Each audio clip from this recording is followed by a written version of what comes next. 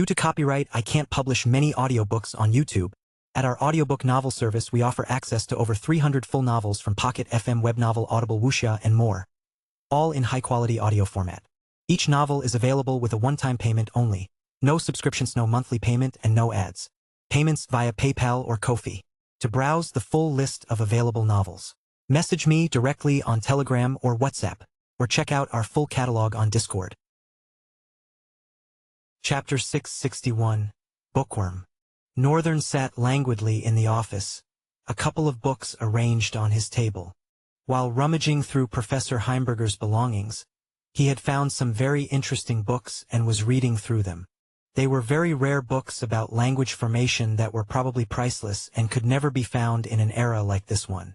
It made sense how Professor Heimberger had such kinds of books, considering that he was well over 300 years old.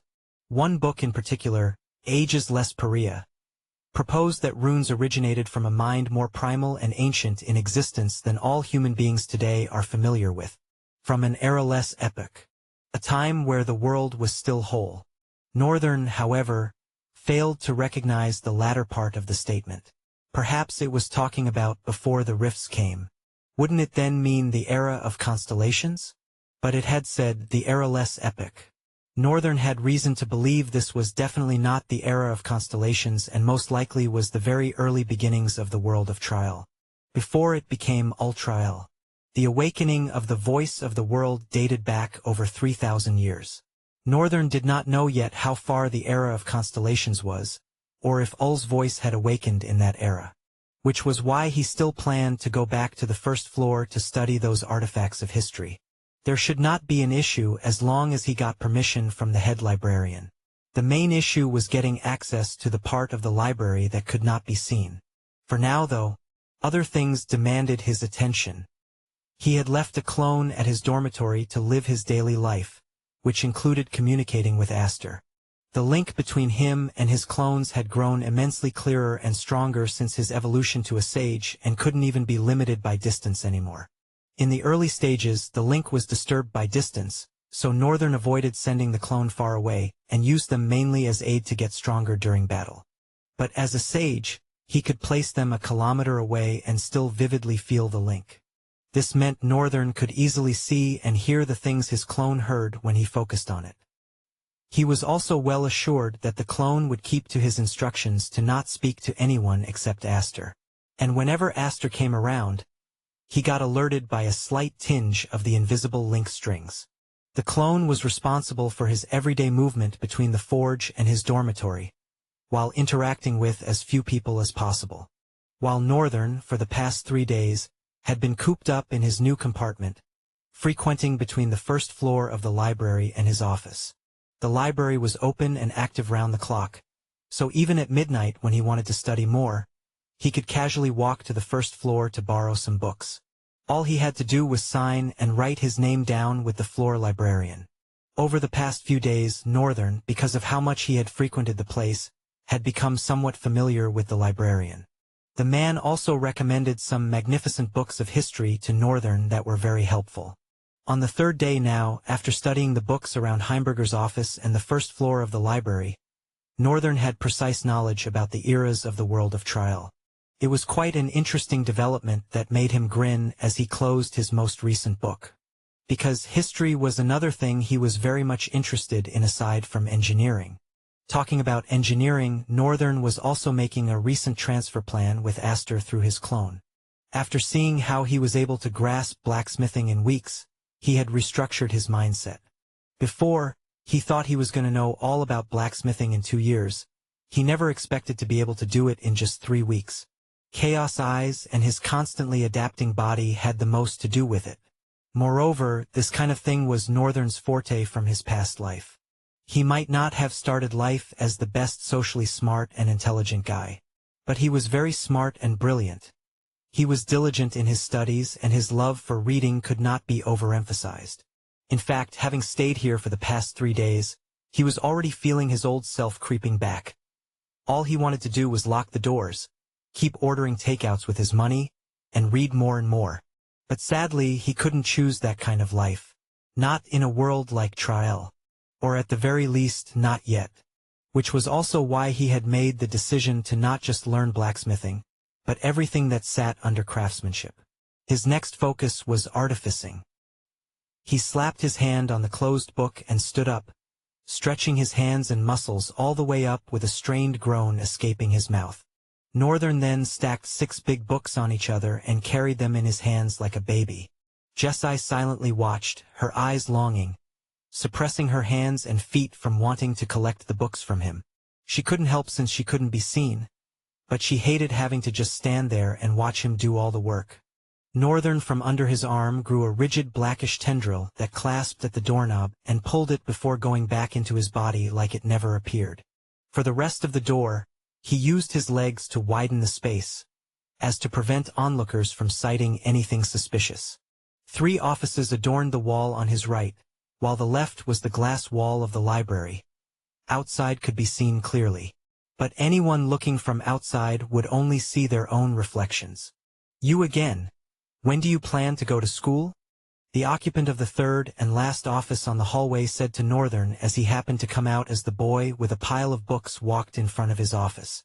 Faking a smile, Northern lowered his head a little bit to greet the man but did not bother to stop. He walked away without responding. The man, however, stood frozen. He blinked, confused. Never in his life had he been insulted in such a manner. "Should I have minded my business?" he thought to himself as he locked his office door and walked away. Chapter 662. The Seuss Librarian. Northern stopped in front of the librarian's familiar face and dropped the books on his wide table. The man adjusted his glasses with a slight push of his index finger and looked up at Northern with a warm smile, dropping his quill pen as he dragged the books closer for inspection. "You enjoyed my recommendations?" "Ah, yes. They were very helpful." Northern waited, a blithe expression on his face as he watched the man check the books he had borrowed against the written records and mark them returned. The librarian's voice came again as he did his work. "It is quite rare to find a student much interested in history, let alone a student of the non-combative school. You seem to be an amazing person." Northern smiled softly. "I am an amazing person." The man paused for a moment, glancing at Northern. "Oh? Peak self-esteem, is it?" Northern shrugged indifferently. "Just the truth, I guess."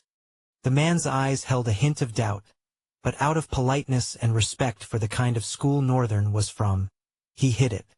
Still, he offered a word of advice. "You should at the very least learn to be humble enough to accept compliments, especially considering that there are many here that can be quite—" He cleared his throat, looking around. "Arrogant." Northern looked around. Every corner and space of the library was brimming with students in white uniforms.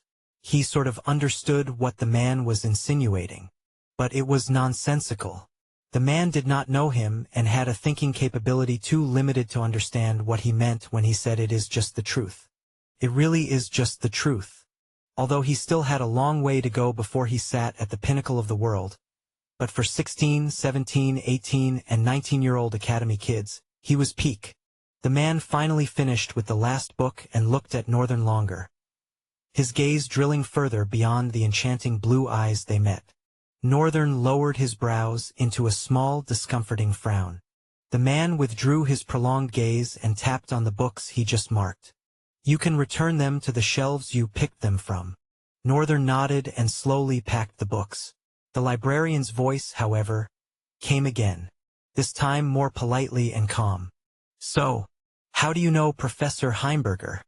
Northern raised a brow, unsure what the librarian was getting at. He slowly rose with the books in his hand before responding. "I don't exactly know him. Someone referred me to him through a letter." "Oh? That's cool," the man said shortly, looking away for a moment. His eyes seemed to restlessly survey around, hands tapping on the table in a soft, chilling rhythm. Northern looked at the librarian with a strange expression rising on his face. "Is everything okay, Mr. Francisco?" "Oh, sure. Everything is perfectly fine. I just have anxiety disorder, so sometimes I tend to make a lot of noises." Ah. Northern slowly nodded. He had noticed it in the few times he had come to visit the librarian, Mr. Francisco's hands rarely found peace in stillness. They were always busy. If his hands were not, his legs would be, or he was making weird beatbox sounds with his mouth. Although silent most times, Northern had seen him lose track of how loud he was a couple of times. It was none of his business, though. "All right then. I will take my leave." He turned away and was about to take a step when the man's voice came again. "Lael." Northern dropped a tired sigh and slowly turned around. "What is it, Mr. Francisco?" His voice tinged with a little bit of frustration. "Actually," the man started with a down tone, "I was wondering, would you mind telling me who recommended you?" Northern squinted one eye at the man, looking at him with a dubious expression. "Why would I tell you that, Mr. Francisco? If you love the professor so much, why don't you just go to his office?" The man flared up, his face contorting wildly, eyes darting, brows twitching, and lips quivering in a chaotic jumble of emotions as his voice cracked. "What? Go to his office? Are you out of your mind?" His words spilled out in a panicked rush. No one dares to go to Heimberger's office except when summoned. You think it's that easy? Do you even know who he is?" A part of Northern's face squeezed in irritation. The librarian's expression seemed borderline hysterical. Northern knew from Annette that the professor was actually a bigger shot than he made himself look on their first day of meeting. A founder that had managed to survive till now. The only surviving of all three. When Northern thought deeply about it, he was like a relic of the academy. But wasn't that all there was to it? He shrugged. "Yeah, sure, whatever. But I can't tell you who told me," he made clear curtly and left. The librarian was left standing in his flared state, watching as Northern's figure strode deeper into the vicinity of the library until he cut toward a corner and disappeared totally from his view. Northern still couldn't help but be disgusted at the shameless bootlicking of the librarian as he returned the books. Maybe there was something that enraptured the poor man in the old glory of the only surviving academy founder. Northern did not care. The only part of Professor Heimberger's existence that he cared about was if he knew about the dungeon's existence, and maybe how he was still alive despite being just a human. Northern finished returning the books and stepped away from the shelves. Behind him was another bookshelf, but the space between was large enough for two people to walk without brushing against each other. Clapping the dust off his hands, Northern looked down as the familiar panel appeared in front of his eyes. "You have discovered talent. Tearing Blaze, see? Do you want to copy talents for 400 talent fragments?" Chapter 663. Subtle Preparations to Venture into the Dungeon. This situation was not exactly as exciting as one would expect. In fact, over the past couple of days, Northern had gotten used to seeing several talents like that pop up. Northern, with an interesting look on his face, decided to study deeper. Upon looking in the direction of the boy that stood opposite him, a part of his bone tearing out of his skin and extending to grab a book, more information appeared before his eyes. Profile. Name: Isher Blaze. True name: Fragmented Flame. Attributes: Son of the Blaze.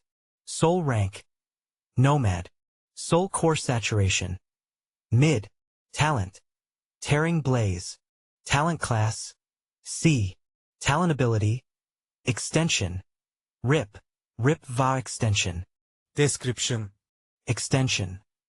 The bones gain an elastic quality and can stretch to a certain limit. RIP. The user can rip out the bone through the skin without sustaining any injury. RIP va extension. The user can rip out his bones and extend them while still maintaining their rigidity. Northern thought for a while and decided against copying it. Over the past few days, Northern had encountered several talents. Some he had copied, some he did not copy, just like this one. The reason being, as much as he wanted to copy as many talents as he could own, he didn't want to set out copying talents that would serve him no use in the future. Moreover, Northern wanted to leverage evolution of talents more than just copying talents. After the Dark Continent, he had completely lost focus on evolving talents, which was bad, considering that the system did not just allow him to copy talents but also evolve them. Had he ever been curious enough to try How powerful would an ability he owned be if he evolved it to EX class? This revolutionized his thought pattern recently as regards copying talents. However, the downside of this was that talent evolution, especially for classes higher than S, was very expensive. Northern suspected that an EX class evolution would most likely cost him about 10,000 talent fragments. Now, this was unaccounting for the sole rank of the talent's original owner. For a B/S class, the additional talent fragments on evolution was still affordable, but he was sure that higher classes would break his neck.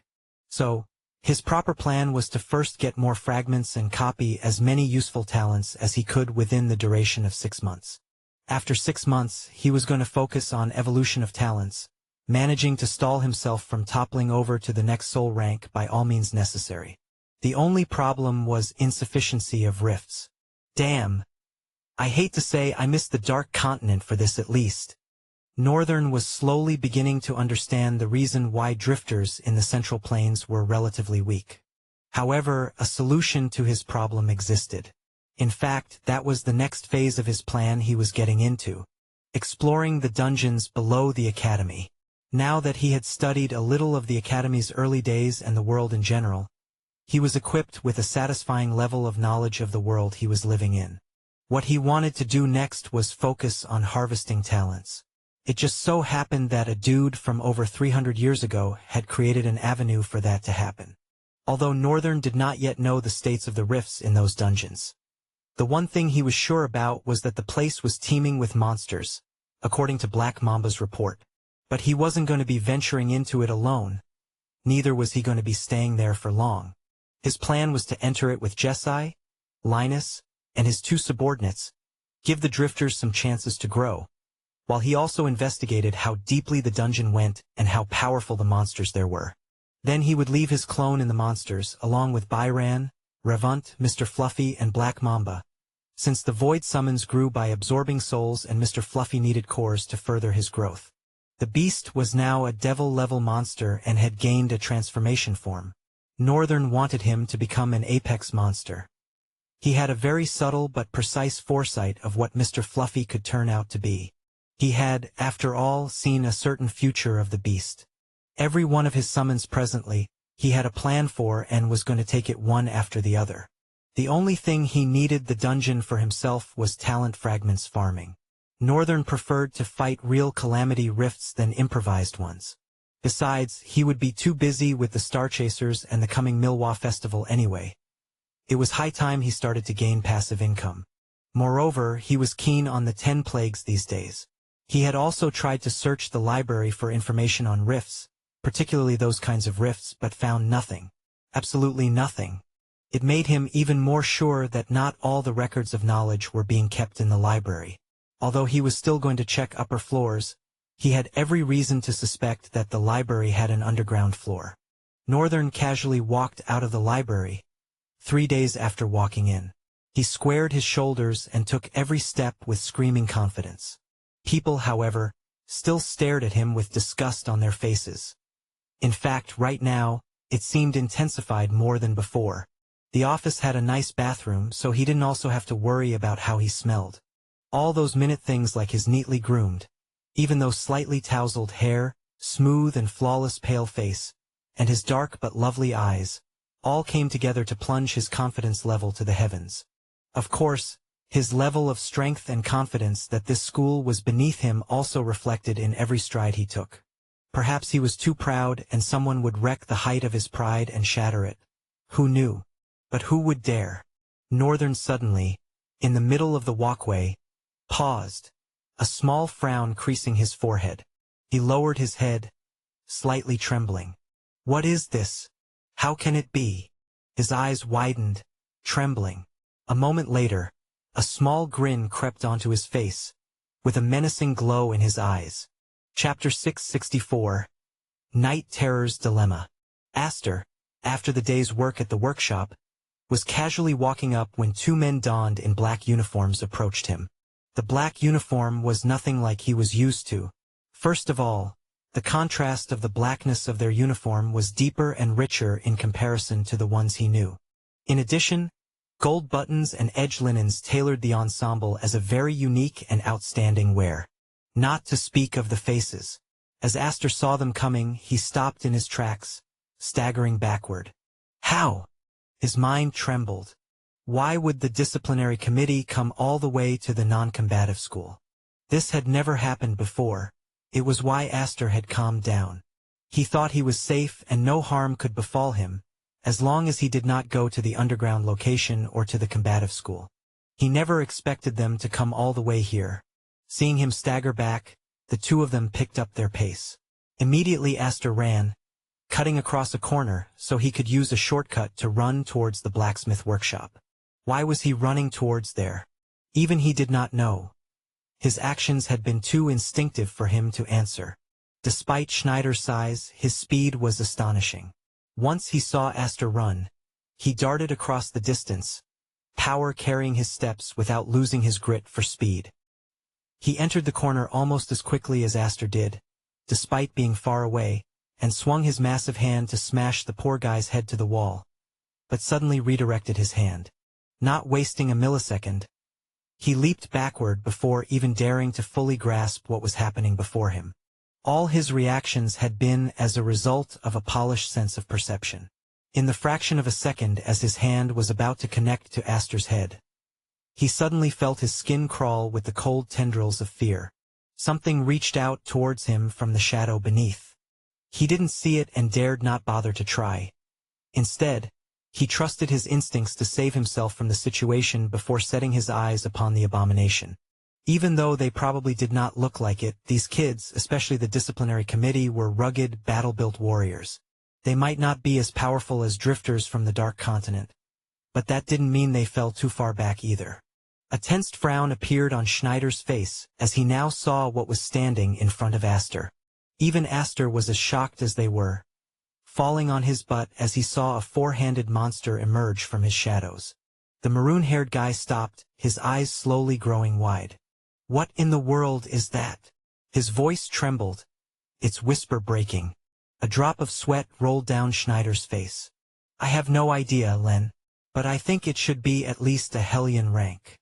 "Don't be foolish. This thing is definitely more than a Hellion rank." Schneider swallowed his spit, his hands slightly opened by his side, ready to fold into rigid fists any moment. The vicious existence in front of them stood with its hands still, eyes gleaming but somewhat suppressed. The maroon-haired guy, Lannister, scratched his hair annoyingly. "Damn it! What is a monster doing in the academy grounds? I suspect it is someone's ability." Schneider glanced at him quickly, not wanting to take his eyes away from the monster completely. Someone's ability? How does that even make any sense? His voice sounded unsure and quaked with fear. Len, on the other hand, had a slightly detached demeanor. After his initial shock upon seeing Night Terror, he did not seem to experience any intense fear like Schneider currently was. Slowly, two swords weaved into his hand with shimmering sparks like ignitions of lightning. "What are you doing?" Seeing him, Schneider almost freaked out. "What do you mean? We see a monster, we kill it. That is the essential making of a drifter. Besides, nothing must get in our way of getting that guy. We don't want to incur the leader's wrath now, do we?" With trembling eyes, Schneider gulped again. "Why, you are right. Now that I think about it, facing the leader is more scary than this monster. But still, don't worry, I can deal with this. You just need to make effective use of your shield." A note of confidence immediately transformed Schneider's expression. "You will use your ability? I thought you hate using your ability." Len grimaced. "I don't exactly look like I have a choice here. Should he come out, don't think about confronting him. There are only two people that can deal with that guy, the leader and the council president. Don't you get cocky." "Don't worry. I have learned my lesson once already," Schneider replied. He clenched his strong hands. The fear in his eyes had completely vanished. Instead, an ignition of stony resolve rose in the depth of his eyes. Night Terror all the while stood still, standing between Aster, who was trembling on the ground but still trying to crawl backwards, and the two members of the committee. Immediately Schneider clenched his fist. The light in Night Terror's eyes went aglow with a malevolent intensity. He was never to attack the students unless they attacked. He was never to also harm or kill the students. This was Northern's instruction when he sent him to be on guard around Astor. Night Terror immediately recognized the ignition of Schneider's resolve as a will to attack. Even though the monster's form only changed slightly, it did not attack, until the big guy lunged himself at it. Night Terror raised 2 arms to intercept Schneider's massive punch, the impact reverberating through the corner with a chilling, bone-breaking crack. The devil staggered 2 steps back, forced to yield to the sheer power of the big man's blow. A wide grin laced Schneider's lips. "Don't underestimate me. I am a master despite being a student, and this guy here." Schneider shot a quick glance over his shoulder at Len, who was already in motion, sprinting along the wall with fluid precision before launching himself into the air. Even I have no idea how he is able to become a savant at the age of 18. Night Terror's 4 eyes narrowed into vicious slits as Len descended, his sword twirling in a fevered blur. The devil met the onslaught with a growl, all 4 arms snapping upward to intercept the strike. The blade clashed against his near-impenetrable, stone-like skin, sparks erupting from the impact as the force reverberated through the air. As Len dropped into a crouch, a single word slipped from his lips in a low, deliberate mutter. "Reversal." In the nick of that moment, as Night Terror's arms recoiled from its block, a sudden, sharp strike tore across the devil's arms. Thin lines of blood erupted instantly, spilling in a swift, gory spray. Chapter 665. The Broken Boy. Night Terror's eyes narrowed as blackish ichor slicked down his skin, almost adorning it in a manner of sinister beauty. Even though his senses were now instantly heightened and wary of the kids before him, he couldn't attack. His master's orders were paramount. Night Terror's eyes for a moment gleamed with a feral bloodthirst, but in a jiffy, the vicious monster suppressed and killed the wickedness in his eyes. The boys, however, did not care. Len threw his sword in the air, a horizontal slash flashing upwards. Night Terror again threw one hand to block the attack. As sparks flew upon the collision of the thin silver blade with black polished skin, Len muttered again. "Reversal." The same thing happened again. The strike that Night Terror successfully blocked came back again. A long tear ran across his hand, causing blood to crudely spray outward. Len did not waste any time. He dove in with a blurring barrage of attacks, his 2 swords tearing through the air in complex but ferocious patterns. Each biting point of the sword was met with a terrifying block from Night Terror, and each blocked attack induced an even more vehement damage upon the devil. The intense exchange prolonged for a while, filling the corners with the cold and wicked screech of thin metal, sparks mixed with black ichor flowing in the air as if gravity mattered little amidst them. With a final cross outward slash, Len managed to wrench the monster's hands free from each other, exposing its chest. In a fluid motion, he twisted his body mid-air, slamming a spinning kick into the hinge of the devil's neck along with a terrifying shout of power. Recoil. His second leg, as the first connected, also snapped upward with brutal precision. As the second one connected, a terrifying carnage was unleashed. Blood splurged out of both points of connection, as if the strikes had gained the impact force of a mountain and ripped out of the monster's skin instead of into the monster's skin. Night Terror lost his balance, staggering to the side as a fountain of blood spilled from his neck and jaw. Schneider watched from behind, his eyes glittering with intense reverie and mind singing praises of this priceless sight. Amazing! Len is really amazing. Lannister was a prodigy of the Staam clan. They were a clan that merged with the Verulania kingdom and became a dukedom.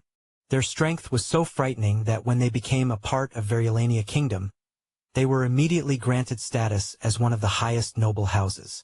The Staam clan's uniqueness of talent branched into the ability to manipulate force and redirect it, which made them a headache to deal with amongst renowned drifters of the world. Even though their patriarch was a sage, several patriarchs who were paragons always stayed cautious of him, Lannister's father. Schneider's thoughts were interrupted as the devil before them released a low growl. A corner of Len's mouth curled into a sly smirk. The boy tilted his head with a wicked light fiercely burning in his eyes. What? Finally ready to go on the offensive? Compared to before, dark circles had formed beneath the boy's eyes. An ability like that was undoubtedly eating off his reserve of soul essence at an unfair speed. But something else seemed to also be happening with him. Something that hid a gaze of haste in the depth of his eyes. Night Terror stared for a couple of seconds at the wounds on its hands. The stare prolonged until Len's voice attracted his attention. If you are waiting for those to heal, that would be impossible. Reversal operates on a simple principle. What you should have successfully blocked hits you with the ratio of your block intensity. Recoil is for successful attacks, simply multiplying the impact and placing its starting point in finishing point, and finishing point in starting point. In other words, those wounds are a part of you returned to you, not inflicted by an external force. Your body sees no need to heal them. Not that I expect you to understand any of that. Despite saying that, Len could not shake off that feeling of conversing with a being that could very well understand him. Night Terror, despite his feral look, reflected a deep and strange intelligence in his eyes. This was very confusing for Len. He had never come across such a feeling. Felt wrong and unsettling. Discarding all he was feeling, lines formed over his facial features, as a morose frown settled upon his face like dark clouds before a heavy rain. He slowly raised both swords, extending one fully forward and folding his hand to make the other fall short in length. His eyes became more gloomy by the passing second. His former calm and brilliant demeanor was slowly dissipating, replaced by a depressed and melancholic face. You have a lot of power. So far so good. I have only been returning 1/3 of your block intensity, and yet it's terrifying. I wonder what happens if I unleash all your accumulated block power on you. Even his voice had changed, dragging as if talking was one hell of a hassle. Oh crap! Schneider exclaimed from behind as he heard the voice. He put his hands over his head and took a cautious step backward before calling. Len? You bastard, who is Len? This is Nell, you idiot. Even his words were coated with depravity and a stark contrast to how polite and calm the usual Len was. Adam.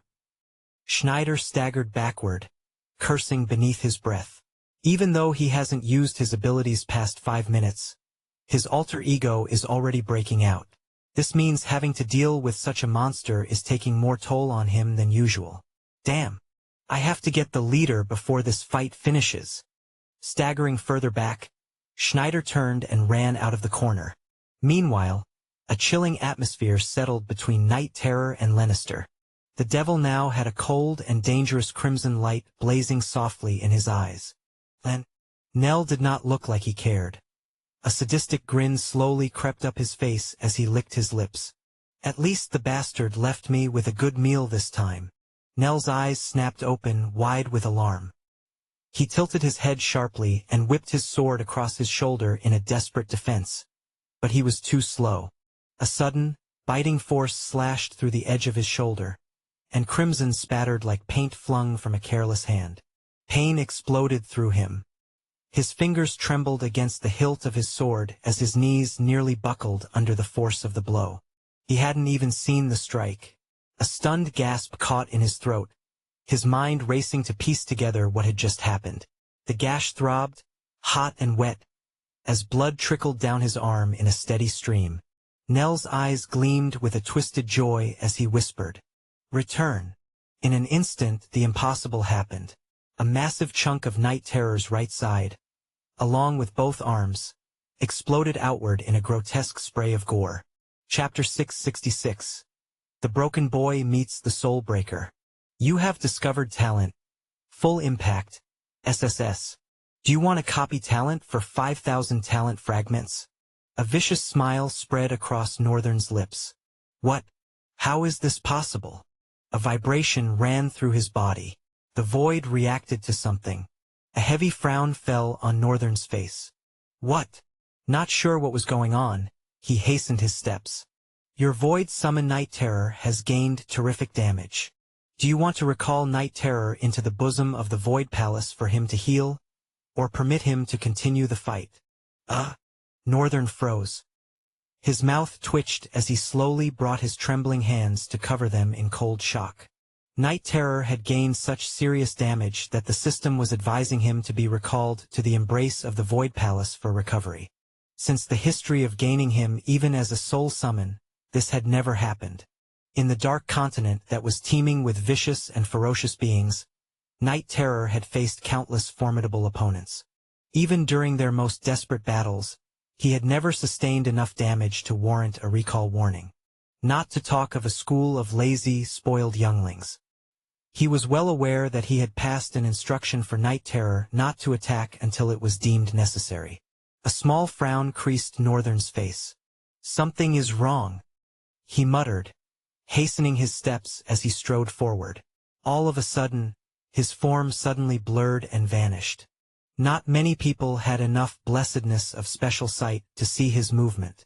All they knew was he was there and he wasn't.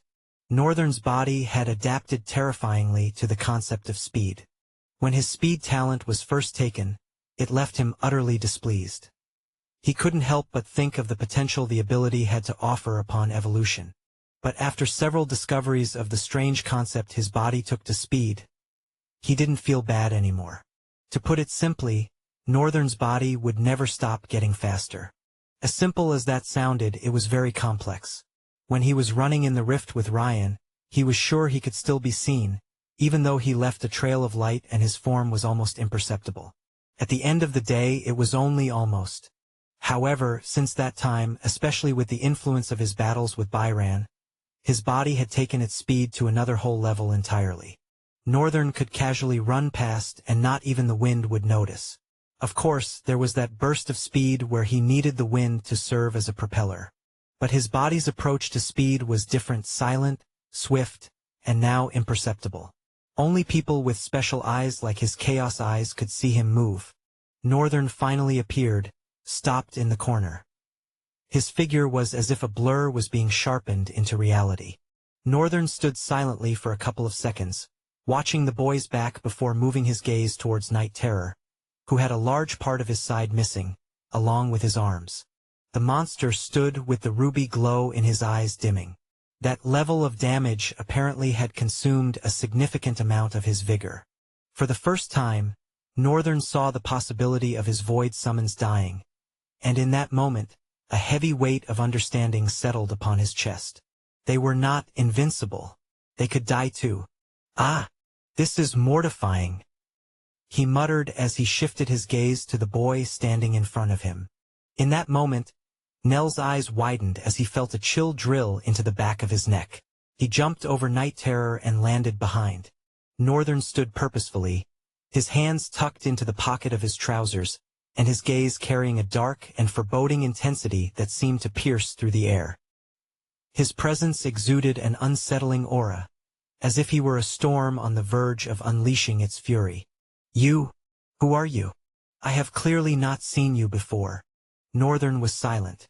He gazed down at the boy, a condescending light radiating in his eyes. Composing himself again, Nell straightened his back and grimaced. "Looks like you have no mouth to talk." He was careful even in his words.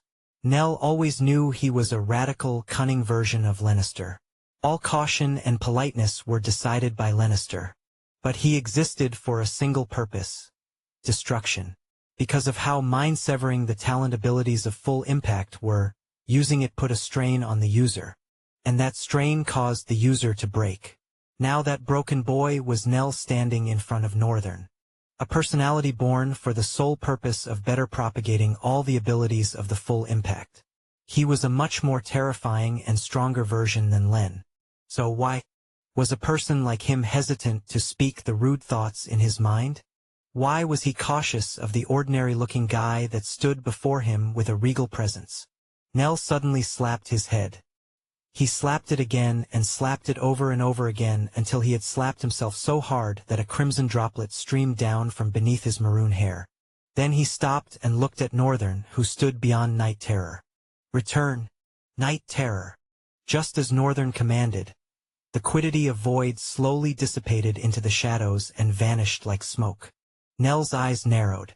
"You own that thing." A small grin slowly crept up his face. "It is more satisfying laying you to waste than him." He leaned forward, sticking out his tongue with an almost reddish blush painting his face. "Entertain me, will you?" he said before vanishing, lunging toward Northern with blistering speed. Northern extended his hand, as if he casually wanted to reach for a coming insect in the air and crush it with a clench of his hand. But Nell froze mid-charge. A sharp chill seized his spine as instinct overtook reason. His feet skidded against the ground, his momentum faltering into a desperate, clumsy retreat. He staggered backward, his body jolting with uncoordinated haste, not caring if he twisted an ankle or shattered his leg. His mind screamed a single command: avoid that hand at all costs. Nell's breath hitched, panic rising like bile, as he barely managed to regain his balance. His wide eyes locked on Northern's outstretched fingers. What is that? What did I feel just now?" He found it difficult to comprehend what had just happened to him. Chapter 667. Northern's Warning. A small pale smile appeared on Northern's lips. "Despite your arrogant front, you have well-polished instincts, something that could not have been gained without dancing at the edge of death every second." The smile on his lips slowly transitioned into a grin. "So, I take it that you know what it means to die?" Northern's cold voice caused tingling tendrils of fear to curl around Nell, shuddering his entire being. Nell was a personality created by the strain put on the brain, a personality created to propagate the true potential of a talent without emotional limitations. Storing impacts of strikes was not easy. It required a durable mind, else the impact would take its toll on Len's mind before he could return it. But Len was strong. In fact, he surpassed his family's expectations. He was able to handle the ability for an extensive duration. This caused him to be favored and even be named heir. He was the strongest after his father. However, because of how mentally strong he was, his mind began to tear apart from the strain of his talent abilities. The impacts were dealt onto his head. He was just strong enough to endure it. However, consistently enduring it while drowning in constant pain and an insufferable passion to become stronger, a version of himself that he wished for became reality from the strain. When the strain of using his ability rose, Len slowly changed along with it. He noticed this after his first Milwa festival. As the strain rose, so did a new personality, something he had no control over. A different being. An alter ego. And every time this being became reality, Len was incapable of remembering anything, while he also could not remember anything of Len, except their childhood memories that they both shared. As time went on, with frequent combats here and there, the personality surfaced time and time again, proving himself to be a menace in the academy. Defeatable only by 2 people. Sadly, it was about to turn 3. Nell responded to none of Northern's words, unable to stop staring with a trembling and frozen expression, pearls of sweat stagnant over his face. Northern placed his hands behind his back and began to move closer, his voice coming out like massive, unstoppable cracks striking the heart of an iceberg. "Let me get something straight. Even with the amazing ability you have, you would never be able to defeat Night Terror." He paused and glanced down at Aster, who had been there the whole time, watching with a terrible expression on his face. He had tried to run away earlier before Northern came, but his legs failed him. When Northern came, he was glad and happy, until that moment Northern stretched out his hand. It was so casual, but at the same time, his heart dropped tremendously, and the next second began to beat so fast he felt he would die from how rapidly it was racing. Northern's reach was like a different kind of darkness, something primitive and dangerous. It was terrifying and frustrating that he could not make out what it really was. Northern's gaze slid back to Nell, who stood tense, every muscle coiled with vigilance. Nell's eyes locked onto him, frozen and trembling with palpable fear. "The only reason why you were able to defeat Night Terror was because I instructed him not to harm any student unless absolutely necessary, and even when it is, he must not injure them enough to threaten their life."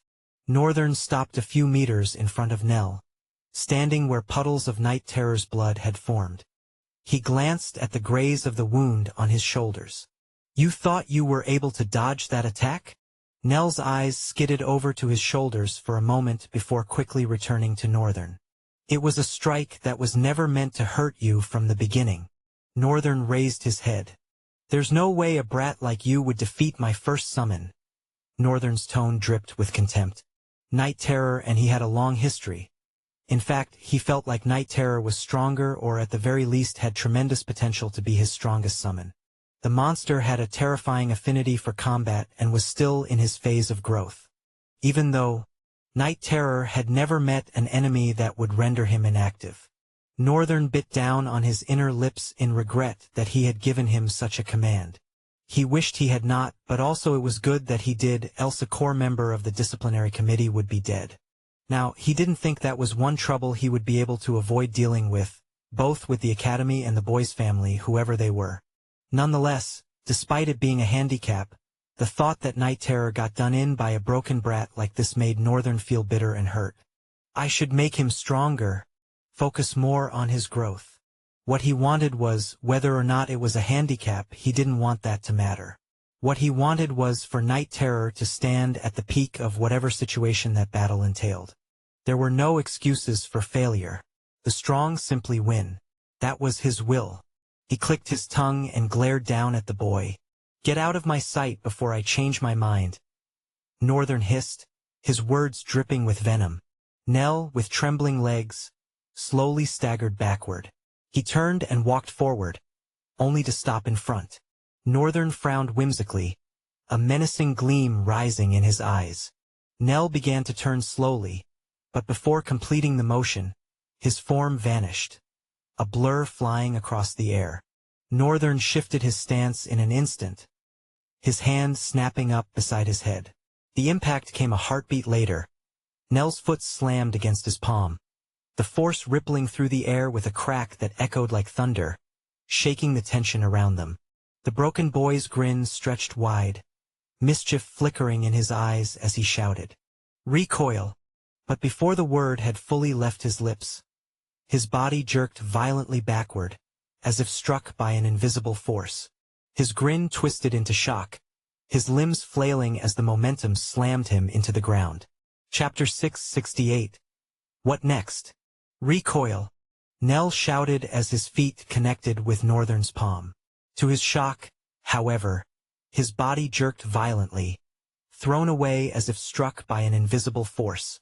His grin twisted into an expression of shock, his limbs flailing as the momentum slammed him into the ground. He was sure the hit had been delivered. The recoil happened, but it felt like it had occurred with the air instead, causing the impact to affect him and throw him away.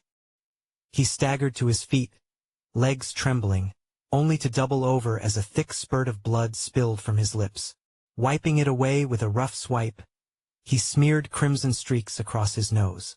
Slowly, he lifted his head, locking his bloodshot eyes onto Northern, defiance glinting through the pain. Northern smiled with fulfillment. Are you surprised? Why did your attack not work on me? He grimaced the next second. Guess what? I don't feel like saying. Northern's legs struck Nell's face with brutal force, the impact reverberating through his skull. In that instant, Northern's voice rang out, cold and unyielding. Combined effect, reversal and echo. Pain exploded through Nell's body, sharp and unrelenting, as the kick sent him hurtling through the air. His vision blurred, the world spinning as he was launched like a ragdoll. He tried to immediately stand, but suddenly the world blanked out. He fell back to his knees and collapsed unconscious. Northern stared with a little worry rising on his face. Did I do too much? Echo and reversal actually shared a certain nature with each other. After copying the talent, he had figured out how it worked. Reversal immediately stored impact and released it. However, it was possible for Northern to determine how much of it was released, while Echo multiplied damages on a target. Of course, when the broken boy had struck Northern, what he had really struck was the void force. The impact of his attack had collided with the air, generating a shockwave that sent him reeling. That was not Northern attacking. However, taking that impact, Northern kicked him, using his reversal ability and applying Echo on it. The result? Nell passed out, which was slightly disappointing for Northern, who thought he'd be able to experiment more with this ability. Having nothing else to settle with the boy, Northern grabbed Aster. A black shadow slithered from beneath him and merged with the shadow of the wall as he walked away. A few minutes later, Schneider's voice pierced the corner. "Here. Come here, leader. He is here." He led the leader into the corner, only to freeze in the next instant. There on the ground was Lannister, lying unconscious. Schneider's eyes widened, his mouth dropping. "What?"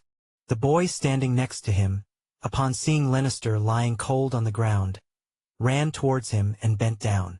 "Lenny?" he softly called as he shook the poor boy awake. But there was no response. Len was out cold.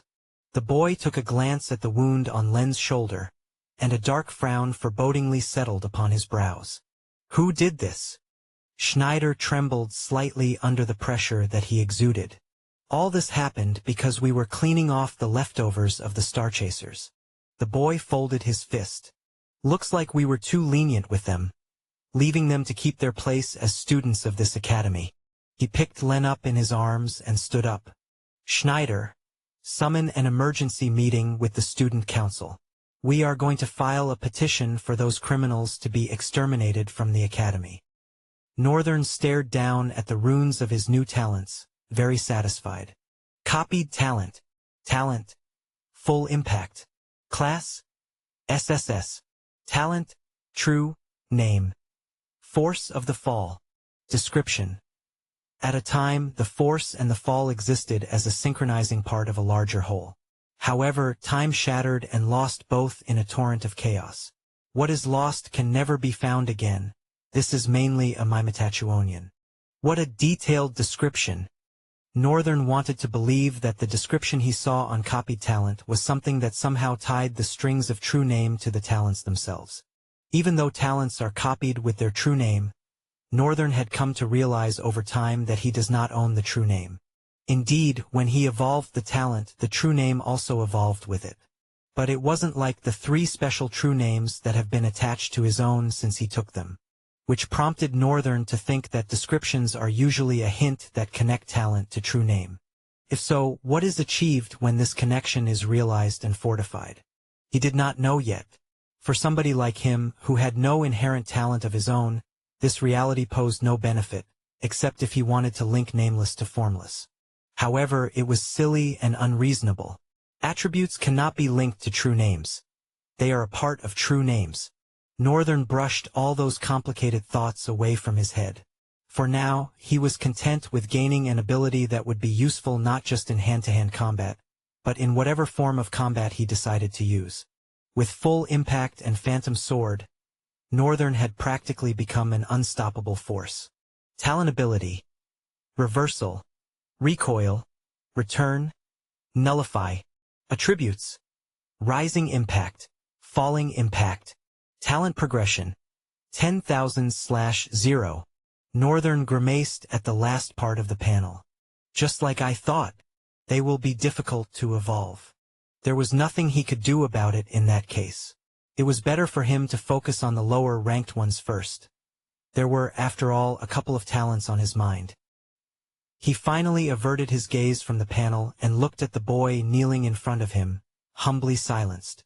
Aster, with his amazing nature and affinity for words, had somehow not said anything since they got to Northern's room. Instead, the moment both of them entered, he removed himself from Northern and went on his knees until now. Northern wanted to say a lot of things, scold him, because thanks to him, his precious summon was going through serious recovery.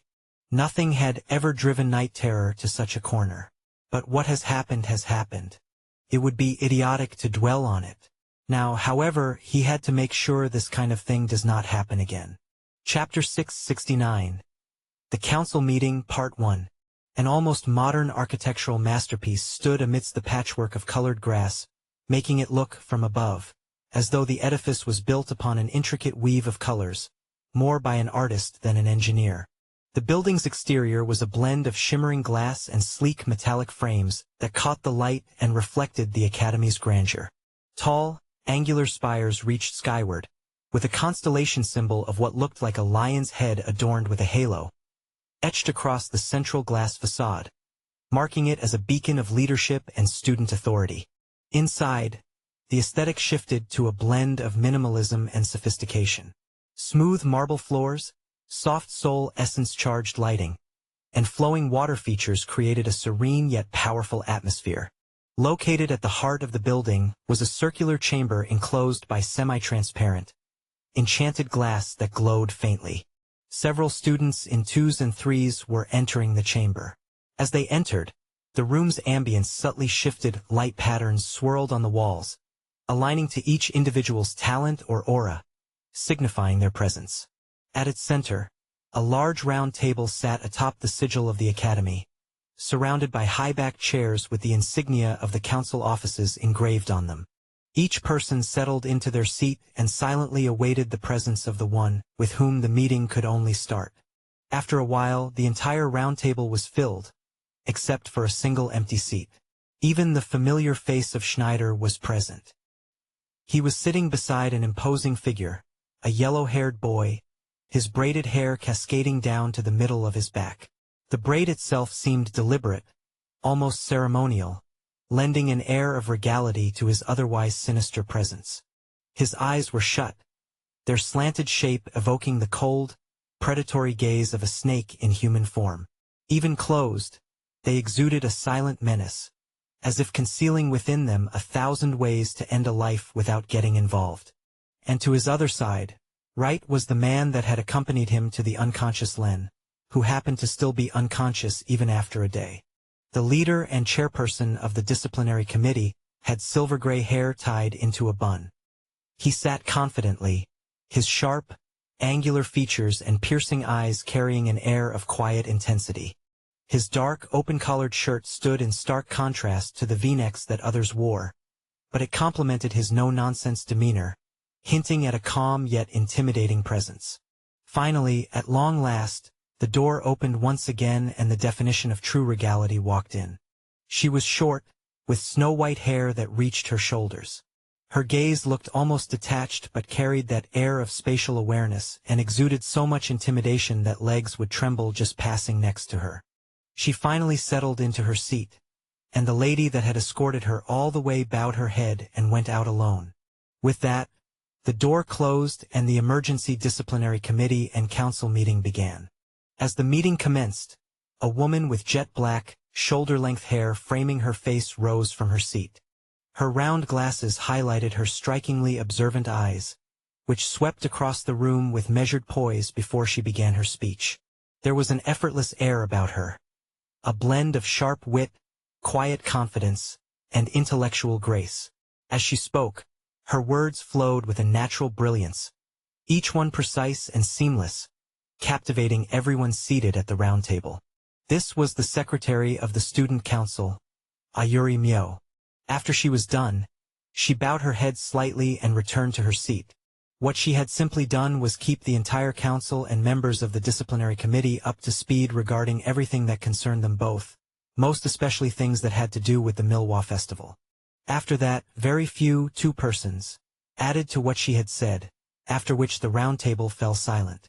A man with tousled auburn hair framing his sharp features rose from his seat, which was beside the white-haired girl who had entered last. His piercing heterochromatic eyes, blue and amber, glinted with a blend of charm and mischief, his posture relaxed yet commanding. A faint, knowing smirk tugged at his lips as he addressed the room. This meeting was petitioned by Tever and the disciplinary committee. I believe it's appropriate to let him take the lead from here, he said, his voice carrying a casual authority. With that, the vice president shifted the focus to Tever, the leader of the disciplinary committee. Tever rose slowly, bowing his head in a gesture of respect. His calm, steady gaze moved across the room, lingering momentarily on each person before he began to speak. A couple of weeks ago, an operation, a cleansing, was put in place for the bully gangs and anti-progressive gatherings that are in the academy. He paused for a moment, his orotund voice carrying an air of heaviness that was almost palpable. And the effect of it was very positive. We were able to clear all their gathering joints and hand them over to the administration for proper punishment. However, I don't think the Academy's administration is doing a proper job considering that most of these people are members of the non-combative school. Oh, cut those guys some slack, a voice said matter-of-factly. Immediately, a small frown creased Tever's face and he turned to the speaker. Do you have something to say, Tristein? Tristein, the red-haired boy with a sharp yet charismatic presence, rose from his seat, hands casually tucked into his pockets. He usually had a warm, teasing demeanor, but right now it was gone, replaced by a frown that darkened his sharp features. Cut the propaganda and get to the point, he said, his voice cold and biting. A week ago, despite the council's indecision, you launched an operation to purge the Starchasers. Not only did you undermine authority, but you were reckless in your execution. If you were going to start something, you should have finished it. Now, thanks to you, we are being humiliated by some powerless freaks. His words punctuated the room like thunder, and with a sharp slam of his hand on the table, his piercing gaze burned with barely contained fury. Tever was confused. He glanced at all other members of the student council. They all had expressions that seemed to support what Tristein had just said, which meant something had happened that he was not aware of. Chapter 670. The Council Meeting, Part 2. Tever frowned, his calm and quiet demeanor beginning to crack. He leaned forward on the table. What is this? What exactly is going on? The whole table was silent. Then the vice president's loud and clear voice reached Tever. The non-combative school has invoked the white law of the Academy. Tever trembled slightly, as if those words carried the weight of a colossal boulder. He looked like he was struggling to lift it. Slowly, his expression first became bleak, and then a frown appeared on his face. What nonsense are you saying? Why would any of you accept that? Get a grip. It's the white law, the one thing that instructors and students alike are powerless against. It is the one law that binds everything in this school together and promotes equality. What do you mean, why would we accept that? A purple-haired girl with glittering eyes made clear. A dark frown defiled Tever's face. I came here to place a petition for us to exterminate the gang members. Did you not hear what they did to my subordinate? Len is still unconscious and in the infirmary right now. Since yesterday, everybody moved slightly, muttered gasps and mumbles traveling across the room. Even the white-haired president looked towards his direction. Len was famous for his strength. Not a handful of people could deal with him. Usually, only Tever and the president herself could fight him and come out unscathed. There could be other people, but those other people had never tried. Just these two, the others that had tried had suffered serious and humiliating defeat. It was why Len was Len. He really was a menace. Such a person had been unconscious for an entire day. The vice president frowned. That's bad news, Tever. Tever looked towards the direction of the boy with auburn hair. We all know how strong Len is. If he was able to be defeated by anyone other than you and the president, that most likely means that person is the one who invoked the white law. We don't know what to expect. Tever grimaced darkly. Are you saying I might lose? The vice president spread his hands in quick surrender. All I am saying is, it's better to be cautious than rush into things. If you lose, you will lose everything. Tever's frown got tighter. What was this person's white condition? The non-combative school is allowed to have their own student council, or you are dismissed from your office as the chairperson of the disciplinary committee, and he assumes your office. Ha!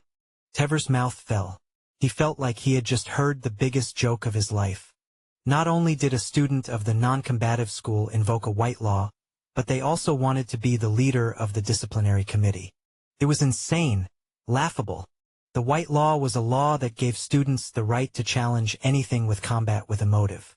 Upon winning, the winner's motive is fulfilled, and in the condition of loss, the winner's motive is fulfilled. White law could be invoked on anyone.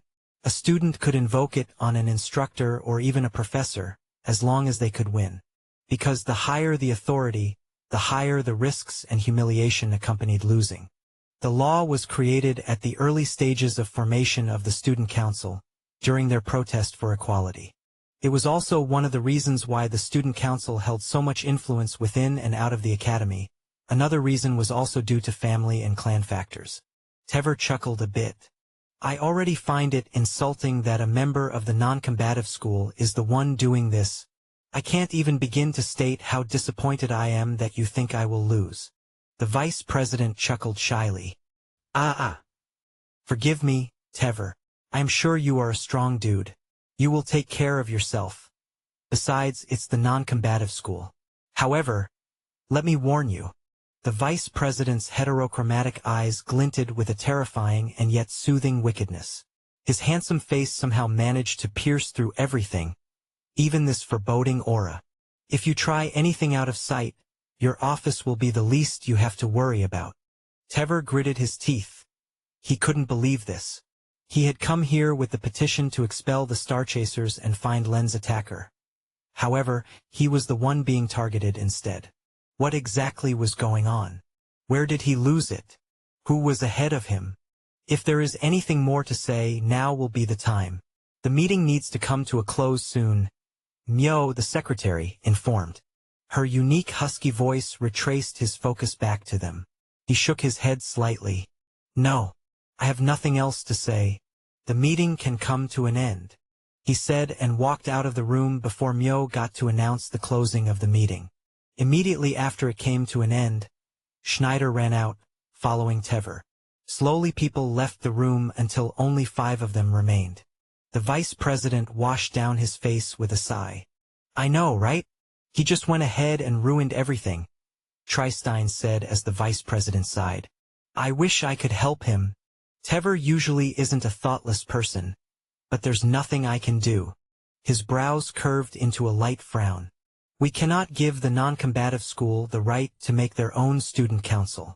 It will ruin things on a great scale. Erwin is right. This is all we can do. I feel bad for Lenny though. He is such a cute boy, the purple-haired lady said, her brows slightly downturned in sadness. And I am also curious who it is that was able to defeat Nell. I was told he transformed to Nell and things got messy, Myo added. Erwin rested his chin on his locked fingers. I also heard there was a monster. When we arrived at the scene, there was indeed a pool of monster blood. There are a lot of strange things surrounding this event. We might have to investigate it more closely, Tristein said with a tense expression on his face. Yes, but first we have to hope Tever does not lose his duel. The air between the 5 of them drowned in silence for a while. Erwin turned slowly to the girl sitting beside him, his expression expectant. What do you think, President? A heavy silence filled the room. Every eye turned to her, the air thick with anticipation. Her gaze, ever cold and indifferent, swept over the table. Her childish demeanor seemed to harden for a moment, a flicker of resolve tightening her expression. Her voice cut through the silence. ABS. The word dropped like a stone into a well. A collective groan rippled through the room as the council members slumped in their seats, muttering their disbelief. Really? Should have seen that coming. Why did I even expect something else? Chairs scraped against the floor as one by one, all 3 of them filed out, leaving the president and vice president alone at the table. She pouted for a moment, then her face lit up, her eyes sparkling with sudden enthusiasm. Great abs, she declared, flashing a thumbs up as if starring in a commercial. Erwin sank his face into his palm. Chapter 671. Talent Tethering. Northern, after a very long nap, slowly rose from his bed. Even after rising, he still felt tired and not half as functional as he was a day ago. It was indeed a great boon to him that he had a bottomless reserve of essence, but that came together to take an even much greater toll on his stamina than usual. Over the past few weeks, just as he had trained his combat technique and forging ability, he had also taken every activity as an opportunity to increase his stamina. Prolonging his sword training and missing sleep wasn't because he just felt like it. While he was indeed particular about the growth of his combat technique, he was also taking all those avenues to increase his stamina. But it was to no avail. Although what he had done 24 hours ago indeed required a lot of his stamina to be lost. Besides the fact that transferring talent was incredibly, unnecessarily tricky and sucked on his essence like a whirlpool, it also consumed his stamina at a terrifying rate. However, that was right now the least of his concern. Northern rubbed his temples, feeling the weight of his actions over the past day pressing heavily on him. Talent transfer. Even with DIY, it was not as simple as Northern thought it would be. DIY allowed him to combine talents and delete them. This was a definite ability, but because of DIY's presence in the system, everything that had to do with talents, both owned and copied, became relatively loose.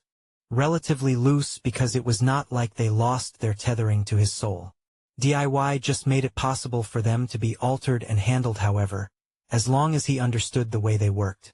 It just so happened that Northern possessed eyes that could see the true essence and structure of a thing, no matter what it was.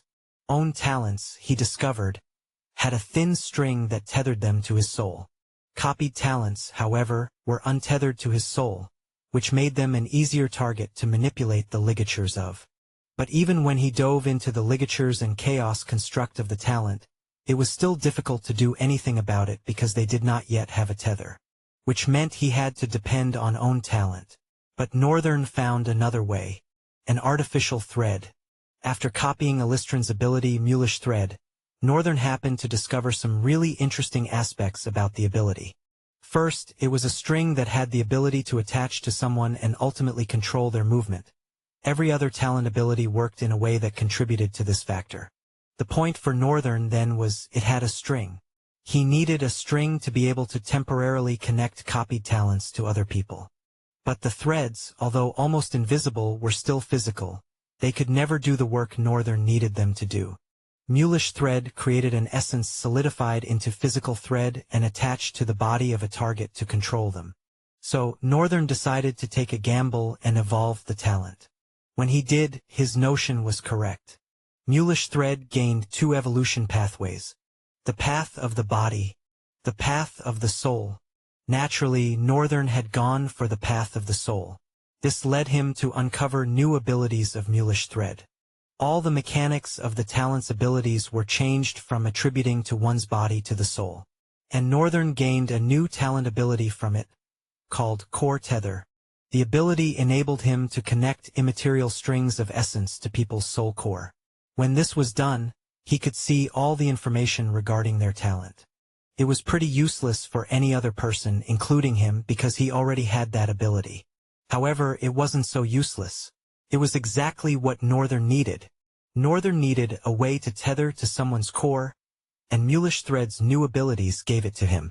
Hence, all he needed to do was manipulate the ligatures of the thread, connect one end to Aster's soul, and connect the other end to the talent which stayed within the premises of his own soul. Which he did. And the end result? Northern had, in fact, used one stone to kill two birds.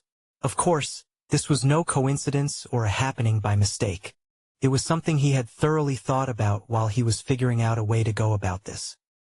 He could have woven the talent ligatures and the threads in such a way that they'd be externally attached to Aster's core but still residing in his soul.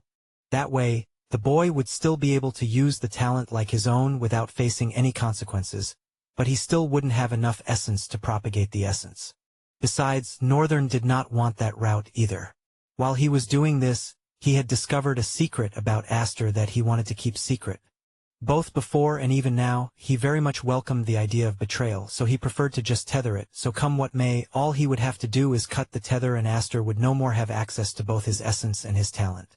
Yes, his essence. Because the second bird Northern managed to kill with this stone was solving the issue of essence with the same tethering. Leaving the talent in his soul and tethering it to Aster's core gave Aster the freedom to use it without having to pay for the cost of using it. The little weight of it that he bore was just stamina and skill. The skill fed on Northern's void essence, which also fed on Northern's stamina. In the end, it was like he created too much trouble for himself. But Northern did not mind it. After all, he also had something to gain from this. Starting on a small scale with the disruption of order within the academy. And at large, a destruction large enough to force Ruffsburg out of secluded training. And it just so happened that the right specimen for his plans walked into his hands. Chapter 672, Weighted Words. After all of that was done, to avoid raising unnecessary suspicions in Aster, Northern copied his talent and upgraded it. Then he tethered the copied talent to him. The result was bizarre, leaving Aster's eyes widened in that instance. His mouth slightly opened but words frozen on his tongue by the shock of how powerful his lightning talent had become. Aster's talent permitted the physical generation of lightning like a rod and using it as a weapon by itself. Besides the fact that in its upgraded version, the boy found himself being able to hold the rod for longer duration, his physical power also felt charged by this lightning rod. The rod was like a generation of power that gained a physical form and charged his body, increasing his physical capabilities by minute milestones. He could also charge any electrical-powered device and much more that he could not do because of his low essence. He found himself being able to do it all.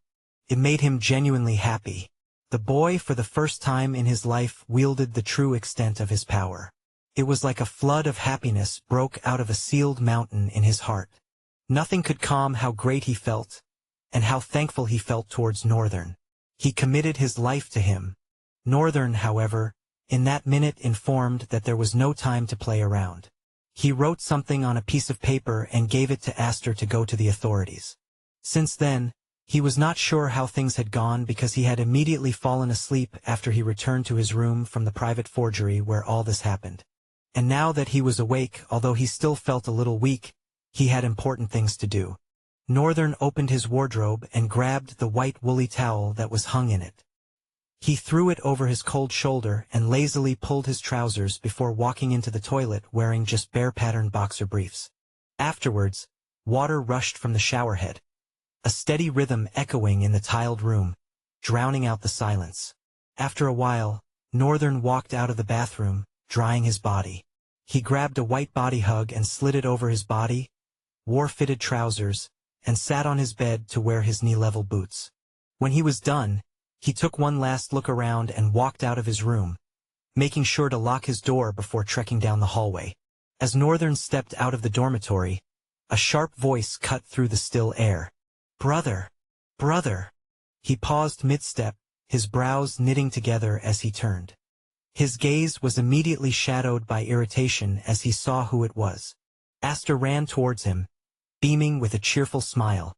"Brother, I have done as you asked me, and like you said, it was indeed possible. How did you know about the White Law? Even I did not know such a thing existed in the academy." The administrators were shocked. The irritation on Northern's face got darker, crumpling his facial expression. He looked away from the boy, saying before he continued his walk, "I happened to find it when studying about the history of the academy." "You studied? Where did you find the time to do that? You were always either in the forgery or in your room. I don't recall ever seeing you go to the library." Northern paused and turned back with a cold frown. "Am I supposed to report every one of my movements to you?" Aster immediately responded, shaking his hands and head. No, that's not what I meant. I was just very concerned to be able to find time to study with how busy you've been. It had me questioning where exactly you found the time and when. But I guess I overstepped my mark." His voice and gaze went low. "I am sorry. I did not mean to upset you like that. Ever since you have helped me, everything has changed about me. I feel stronger and better. I want to know more about you, get close to you, be someone you can depend on. Is that too wrong to ask for?" Northern's gaze lingered, shadowed and still, as if it held secrets too heavy to surface. Then after a few tense beats, his voice cut through, cold and plain. "It's useless. You cannot be someone I can depend on. Dependence is a weakness I can't afford, not now, not ever. Stop having useless emotions and focus on beating the leader of the disciplinary committee." Northern turned away afterwards and continued trekking. All the words Northern had said wrenched Aster's throat and were like a huge blow to his chest. However, something pronounced he heard had left him utterly confused and unable to focus on the pain of Northern's crude words. "Eh." After processing it a couple of thoughts over, the sound escaped his lips. Immediately, he ran after Northern, who had not gotten too far. When he eventually caught up, he grabbed Northern gently by the arm, his voice tinged with urgency. "Brother, What did you just say now? Frowning with irritation, Northern pulled his hand away from the boy's grasp. I asked you to worry about winning against the disciplinary committee. Do you have a problem with that? His voice was cold, cutting like a blade. Aster flinched, his hands balling into fists at his sides. No, no, no, brother, he stammered, his gaze darting to the ground. It's just, he hesitated, his voice trembling as he added, I can't fight the disciplinary committee leader. He's the leader of the disciplinary committee. How could I possibly win against someone like that? Northern's frown deepened, his eyes narrowing dangerously. If you're already defeated in your mind, how exactly do you plan to make yourself useful to me? The words struck Aster like a blow. His shoulders slumped as his face burned with shame. He stared at the ground, a tumult of emotions flickering across his features. Frustration, helplessness, and something darker. Finally, he looked up, still frowning but now resolute. You don't understand, he protested, his voice rising with a mix of desperation and anger. This guy is in his 4th year. He's from a prestigious family, has an S-class talent, and is one of the few savants in this school. He's a walking disaster. The reason the disciplinary committee is so feared. I'm just a nomad, barely even that, with a new talent I don't even fully understand. In terms of experience, rank, and ability, I'm nothing compared to him. He'll crush me before the fight even starts. Northern's eyes blazed with anger, his presence almost suffocating as he stepped closer. Northern's voice was sharp, his tone like a whip cracking in the air. And what do you think excuses like that will achieve? Do you think your enemies will care about your rank or your inexperience? Weakness isn't forgiven, Aster. It's exploited. He took a step closer, his gaze piercing. If you've already decided you'll lose, then you've lost before the fight even begins. But if you want to stand anywhere close to me, if you want to survive in this world, you'll stop thinking like a coward and start acting like someone who deserves a place here. Northern paused, his expression hardening further. S-class talent, savant, 4th year, none of it matters. He's still human, and humans bleed like anyone else. The question is, do you have the guts to make him bleed? He did not wait for Aster's reply. He cast him a sharp, assessing look, one that seemed to weigh Aster's worth in a single moment, then turned on his heel and walked away without another word. Aster remained rooted to the spot, his fists clenched at his sides. The weight of Northern's words pressed down on him, each one striking like a hammer blow.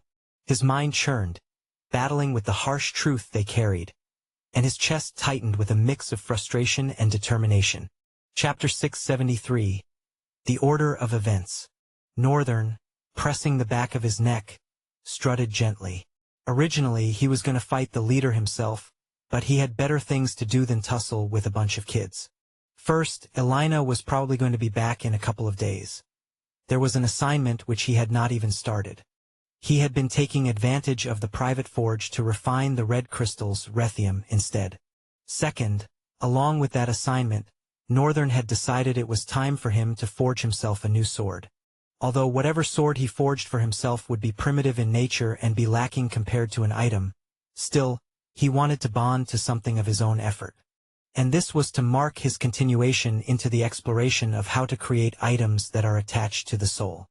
With chaos eyes, he had been able to peer into the tapestry of essence of every mundane item created and had suspected the possibility of it being tied to the soul.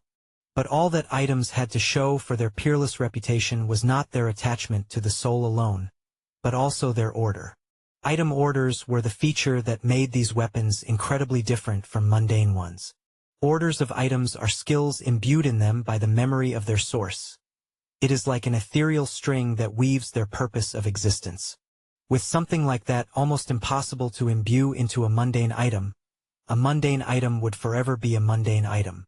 And this was the wall Northern wanted to break before transferring to the Artificer course and also learning all there is to learn there before advancing to another course. But he still needed to speak to Professor Heimberger about it before going ahead with his plan. However, the thought of walking all the way to that place made him hesitant. It was not the strength to walk that he lacked. it was because the walk was going to be ultra boring.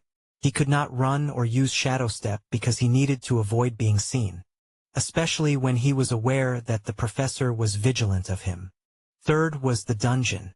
Northern needed to explore as much of it as he could before the festival began, so that when the festival began, he would have enough fragments to copy talents. After helping Astor and copying Lannister's talent, his fragments had reduced tremendously, only enough to copy one more A-class talent with a couple of fragment changes left. Hence, he needed to stack up as many fragments as he could and take advantage of this penalty to get many talents and evolve them before he moved on to the next rank. And lastly, Northern had cooked in his mind how he was going to show his might to the whole academy and make them all crumble in shock. Appearing before the disciplinary leader and defeating him was in no way the perfect stage for him to reveal himself. So he chose to back away from it. If Astor managed to defeat the leader, then it was good. If not, that was also good. Nothing affected his plan in any way. Astor would end up being the one getting hurt. But Astor was not the only guinea pig he was using for this event. All of the Star Chasers were, and that was why he made Astor be the one to fight the leader. The Chatterbox did not need to win. All he needed to do was fight. The others would notice and would be convinced of the same power.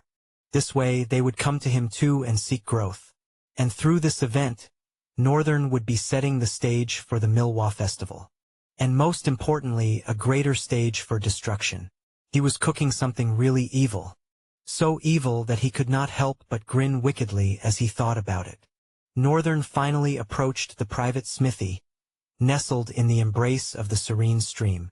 The sound of water cascading over smooth stones filled the air, harmonizing with the occasional chirp of unseen birds. Northern settled down, resting a little bit before bringing out the refined Ethereum ore.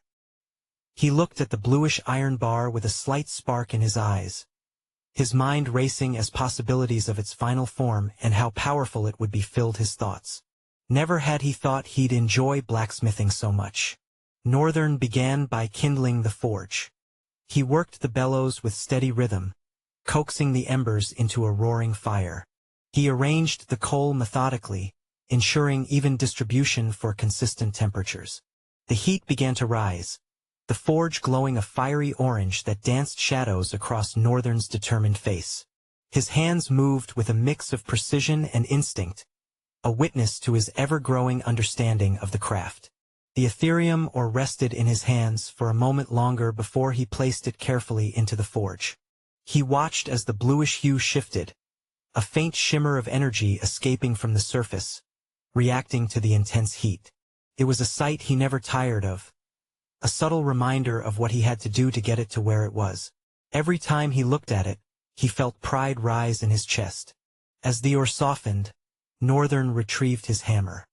He placed the glowing metal on the anvil and struck it with purposeful force. Sparks flew, illuminating the smithy with bursts of light. Each strike was deliberate, shaping the Ethereum while Northern's chaos eyes tracked the essence flowing within the material. "Focus," he muttered to himself, tightening his grip on the hammer. Both the Ethereum and Rethium, after dealing with them, he had known for the better that they required a deeper understanding and a connection to their ethereal nature to forge properly. There was a carefulness he needed to employ when handling both materials and possibly all materials from the rift, so as not to render them useless. Considering this delicateness that came with handling rift materials, Northern could understand why not just any blacksmith could forge with them. Chaos eyes guided him, revealing the intricate patterns of soul essence within the Ethereum. It wasn't just about shaping the metal physically. He had to align its essence with his intent. Northern's strikes became more deliberate, the rhythm of the hammer on the glowing Ethereum resonating like a heartbeat in the quiet forge. The metal began to take on the rough shape of a sledgehammer head, its edges uneven but brimming with potential. As the forging continued, Northern paused to adjust the embers in the forge, ensuring the heat remained steady. The glow of the Ethereum intensified with each strike, the bluish hue shifting to a deeper, more vibrant shade. He could feel the energy within the metal responding to his efforts, as if the material itself recognized his intent. This was the advantage of choosing to subdue it the way he did, and what he meant by bringing out the greatest version of its potential. Moreover, as he was forging the material into something it somehow found comfortable being, the process was smooth and enjoyable. Northern smiled. "This is going to be fun." Chapter 674. The Forger. Northern sat down on the small stool, pellets of sweat streaming down his face. His eyes were half closed, as if he was dozing, his face stilled like waters from the rivers of a frozen time. After a while, he slowly lifted himself. Not much could be noted about his change in expression. Everything about him stayed the same as he moved towards the anvil. Northern carefully flipped the partially formed hammerhead and struck again, focusing on balancing its weight. A soft blue light in his eyes pulsed faintly, revealing subtle imperfections in the structure. With precise adjustments, he corrected these flaws, shaping the hammer into a weapon that exuded dominance. Once the basic shape was complete, Northern retrieved a chisel from the workbench. He etched shallow grooves along the sides of the hammerhead, creating channels for essence flow. These grooves, when imbued with soul essence, would amplify the weapon's destructive power, making each strike devastatingly effective. This was possible because of the nature of material he used in creating it. In essence, it was a weapon that could discharge lightning strikes with every attack. The process was a meticulous one, requiring a steady hand and unwavering focus. Northern worked slowly, his movements almost meditative. With each groove he carved, he infused a fragment of his intent into the weapon, gently and without rush guiding it towards his proposed theory of perfection. And since the will of the mineral itself consented wholly to this path, the synergy in construction was amazing. He looked like he wasn't just making a weapon, it was like he was giving physical form to an extension of his will, a manifestation of his ambition. When the etching was complete, Northern placed the hammerhead back into the forge, heating it until it glowed an intense, radiant blue. He retrieved a small vial from his pocket, filled with a liquid imbued with chaotic essence. Uncorking it, he poured the liquid over the hammerhead, watching as it sizzled and hissed upon contact. The reaction was immediate. The liquid seeped into the grooves, creating faint, pulsing lines of energy that seemed to dance along the surface of the hammer. Northern's eyes allowed him to see the connection forming between the essence and the metal, a bond that would make the sledgehammer more than just a weapon. "This is it," he murmured, a grin spreading across his face. "This is what I've been searching for." Satisfaction tugging at the edge of his lips, Northern quenched the hammerhead in a vat of oil. Steam erupted in a violent hiss, filling the smithy with the sharp scent of heated metal. He watched intently as the sledgehammer solidified, the glowing grooves dimming to a faint, steady pulse. With the hammerhead complete, Northern turned his attention to the shaft. He selected a piece of reinforced wood from the workbench, imported all the way from Sassex's kingdom. It was the only wood that could be durable enough to withstand compatibility with the Ethereum. He measured the length carefully, envisioning how the finished weapon would feel in his hands. Using a plane, he smoothed the wood, shaping it to fit comfortably in his grip. He then began carving symbols along the shaft. Since the special woods of Sassex had that ability to propagate essence through woods, this better served as a way to make the best of the weapon. The runes he carved would help stabilize the essence coursing through the hammer. Each stroke of his blade was precise, the patterns flowing seamlessly down the length of the shaft. This was the best thing they could get closest to what an item had to offer. When the carvings were complete, Northern coated the wood with a thin layer of resin. The resin hardened quickly, creating a protective layer that enhanced the shaft's resilience while maintaining its flexibility. Finally, he attached the hammerhead to the shaft, securing it with metal bands forged from the leftover Ethereum. The bands glowed faintly, their energy syncing with the grooves in the hammerhead. Northern tightened the bindings, ensuring the connection was solid and unyielding. When the sledgehammer was fully assembled, Northern stepped back to admire his work. The weapon was a masterpiece of smooth craftsmanship. No one would ever suspect that the person who created this happened to be a student learning blacksmithing for just a couple of weeks.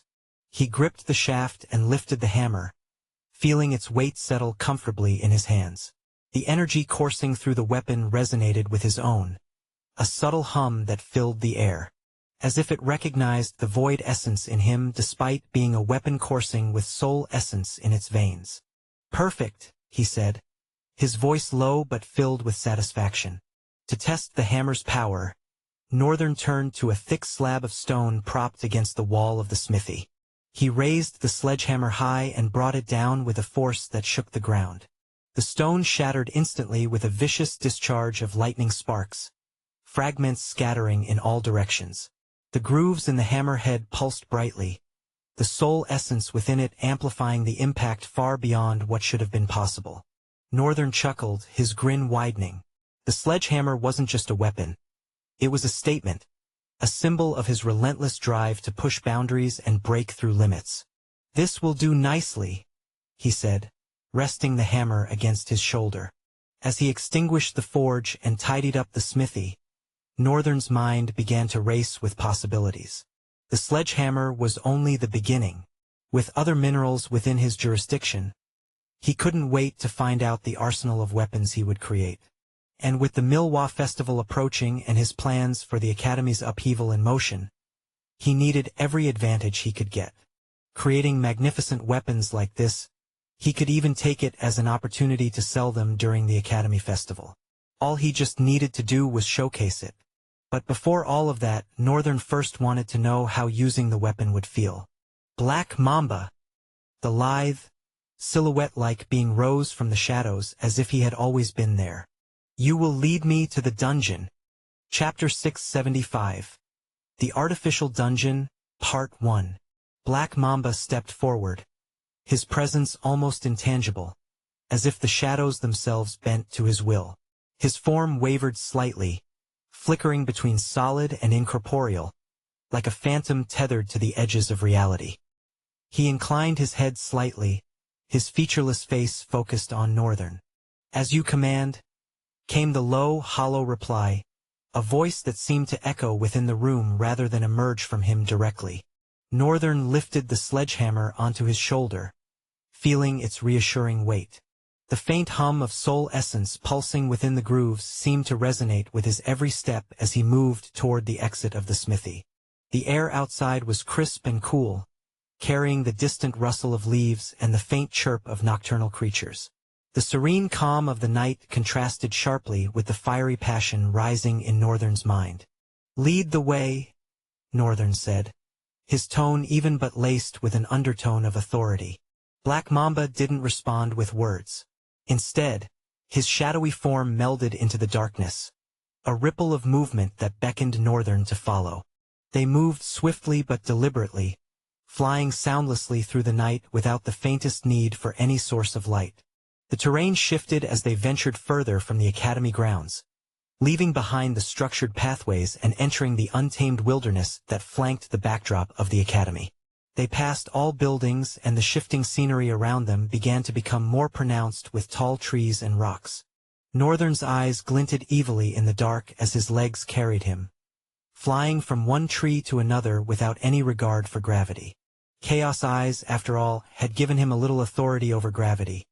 He didn't need to worry about falling sometimes and was constantly shifting the gravity around his air to help himself jump. Flying was possible with the things he could do with his authority over gravity. However, this little authority was not enough to defy gravity on such a level.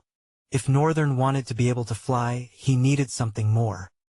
He tightened his grip on the sledgehammer, its energy pulsing in response as though eager to be unleashed. The faint light in Chaos Eyes flared momentarily, and the world around him sharpened. He could see the layers of essence threading through the trees, the faint remnants of fragmented energy lingering like whispers in the air. The dungeon wasn't far. It was like a forcefully broken nature of existence, leaving its leaks in the air and infecting the ligatures of everything. Northern frowned slightly as he saw this. He did not have the time to dwell any more than necessary on it, though. His guess was whatever force had created rifts inside the dungeons was beginning to affect the immediate reality outside the dungeon. He did not know to what scale the damage might be, but he knew it was going to be bad. As they approached, the atmosphere grew heavier, the air thick with tension. The dungeon entrance loomed ahead, a massive, jagged crevice in the earth shrouded closed by thick vines and trees. With ordinary eyes, Northern would have never guessed this was it. To him, it looked like a dead end. However, Black Mamba stopped in front of this place, and his summon could never be wrong. So Northern decided to use his eyes. Immediately, Chaos' eyes illuminated to life, and he saw it. The pathway that dove and twisted all the way into the cavern space. It really is a dungeon there. Not to say. Northern paused in his thoughts, paying attention to the striking feeling that climbed his skin. It was not fear, but at the same time he felt cautious because of it. Something immensely powerful was in that depth.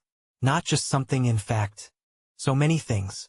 Without hesitation, Black Mamba stepped aside, his form dissolving into a nearby shadow as Northern advanced. Northern dropped the sledgehammer down for a moment, leaving it for Black Mamba to hold. Then he stretched one hand back and the other forward like he wanted to pull an arrow. A swirl of white light extended into his hand as he pulled, burning with a faint and solemn flow, yet somehow exuding primal danger. He narrowed his eyes and released the arrow of light. A soft whistle pierced the wind as the light flew over and tore into the entanglement of trees and vines that blocked the entrance. Immediately, everything was lit up in white flames that quickly began to burn it all into clear air, leaving not even ash. Northern then took the sledgehammer, slung it over his shoulder, and began his entry into the depth of the dungeon. At first, he was met by a narrow winding way, with no source of light to illuminate his path. Well, luckily he did not need one. Another strange thing was, immediately he entered and started going in, the entrance blockade that was burnt by chaos flames slowly began to grow, sinking out the only source of light there was. Northern found it strange because it was chaos flame. However, he turned back around and kept going deeper. He expected there to be several surprises and shocks in this dungeon. It was something handmade by either Ruffsberg and the first Academy principal after all. I wonder if the present Academy principal is involved too? Northern pondered on it for a while. He had never met the Academy principal to be able to tell what kind of person he was. And little was said of him in his weeks of being here. He was rarely ever even seen. But he naturally concluded that the man had to be a part of it, until the man proved himself otherwise. His plan would target all of them and leave no crumbs. It was better to be safe than sorry. Northern finally raised his head slightly, gently hitting the butt of the hammer on the ground. He stared at the 3 maws of tunnels that faced him. To continue his way forward, he had to choose one. Northern closed his eyes for a moment. Instead of choosing, "I'll just go where the aura of monsters is more pronounced." He opened his eyes and walked towards the one on the extreme left. He entered and walked deeper into the tunnel before coming out to a wide area. What Northern saw made his eyes tremble. Chapter 676. The Artificial Dungeon, Part 2. Northern's mouth slowly dropped, his eyes widening for a second, then creasing into a deep, frightened grimace. What in the world? The air around the open space crackled with pale blue lightning that flowed through each other in slow motion. It was like severed threads of lightning were falling in an extremely decelerated time flow. The soft glow shimmering from each lightning bolt as they crackled and, even though slowly, passed through each other was what illuminated the wide area of the dungeon. Compared to the pitch-black tunnels, this place radiated with a soft blue hue. And even though Northern did not need it, seeing was made easy nonetheless. The digits of Northern's hand slowly curled around the grip of the hammer, clenching tightly as he braced himself internally. At first, he could not make out what it was. But for everything his mundane eyes did not understand, Chaos Eyes already had answers for. All he just had to do was release the Polychoria eyes that made him look like a primordial existence of mayhem in human form. He looked up and slowly turned his neck as he observed all the crackling threads of lightning. Time is frozen up there. Chaos Eyes allowed him to see the truth of reality, the truest form of soul essence that no one could ever behold. These are what the ligatures are, essential makeup of everything's soul. Everything had a soul. From the wind, to the earth, to the trees, to the oceans. Everything had a soul. The only difference that Northern had noticed was, theirs usually is not always as tangible as that of humans. Because of its intangibility, manipulating them with chaos eyes was possible. Because of the human soul's tangibility, however, manipulating their ligatures was impossible. This was why the most he could do was subtly control their emotions, heighten the feeling of anger or reduce it. Of course, his eyes had to be fixed on the person for it to work. He could also place an illusion on someone with the eyes. Now that I think about it, I rarely use chaos eyes except to look into the essence of things. The 4 azure eyes with blackish lines running the depth of their pupils like net cracks, enlarged a little bit. The upper air of the cave was in a pause time. The flow of ligatures there was frozen to Northern's view, literally. The lightning, however, was not a cause of this. They were only a result of the true incidents. Northern's eyes narrowed to a slit. Don't tell me those are because of the rifts. Forcibly tearing rifts from the essence of a dimension, after all, had to have consequences. If the consequence was a slowed world, Northern did not know and could not even imagine what they could be signing for. His focus suddenly swept westward as his senses picked up something. In the depths of one of the maws stretching deep into the dungeon, several crimson lights flickered, blinking in eerie succession. A chorus of low, guttural growls rumbled from the darkness, each note reverberating through the cavern and trembling the ground. Northern, with squinted chaos eyes, carefully measured and gauged what kind of vicious monsters they were and what rank and danger level they belonged to. Monster profile. Name: Bone Jaws. True name: Tides of the Crimson Flood. Rank: Beast. Danger level: Calamity. Attributes: Blood Hunter. Ability: Crimson Tide, Primal Formation. Every single one of them had the same information from the panel that appeared before Northern's eyes. He continued to read a couple of things from the panel. Blood Hunter. Bone jaws are a rapacious kind of beast that can smell any crimson blood in a being's body from 10 kilometers away. They are almost immune to any attack, except decapitation or breaking their bone jaws. Northern glanced at the sledgehammer resting on his shoulders, a grin spreading across his face.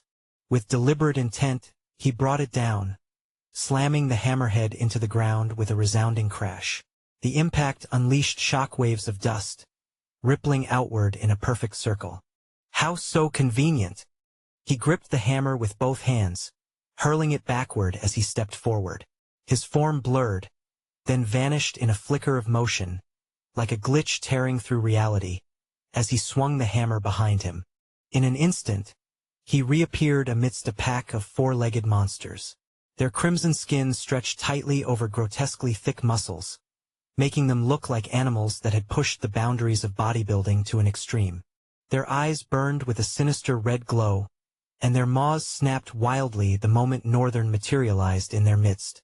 The nearest ones lunged without hesitation, a reckless leap of faith to sink their jagged metallic teeth into his face.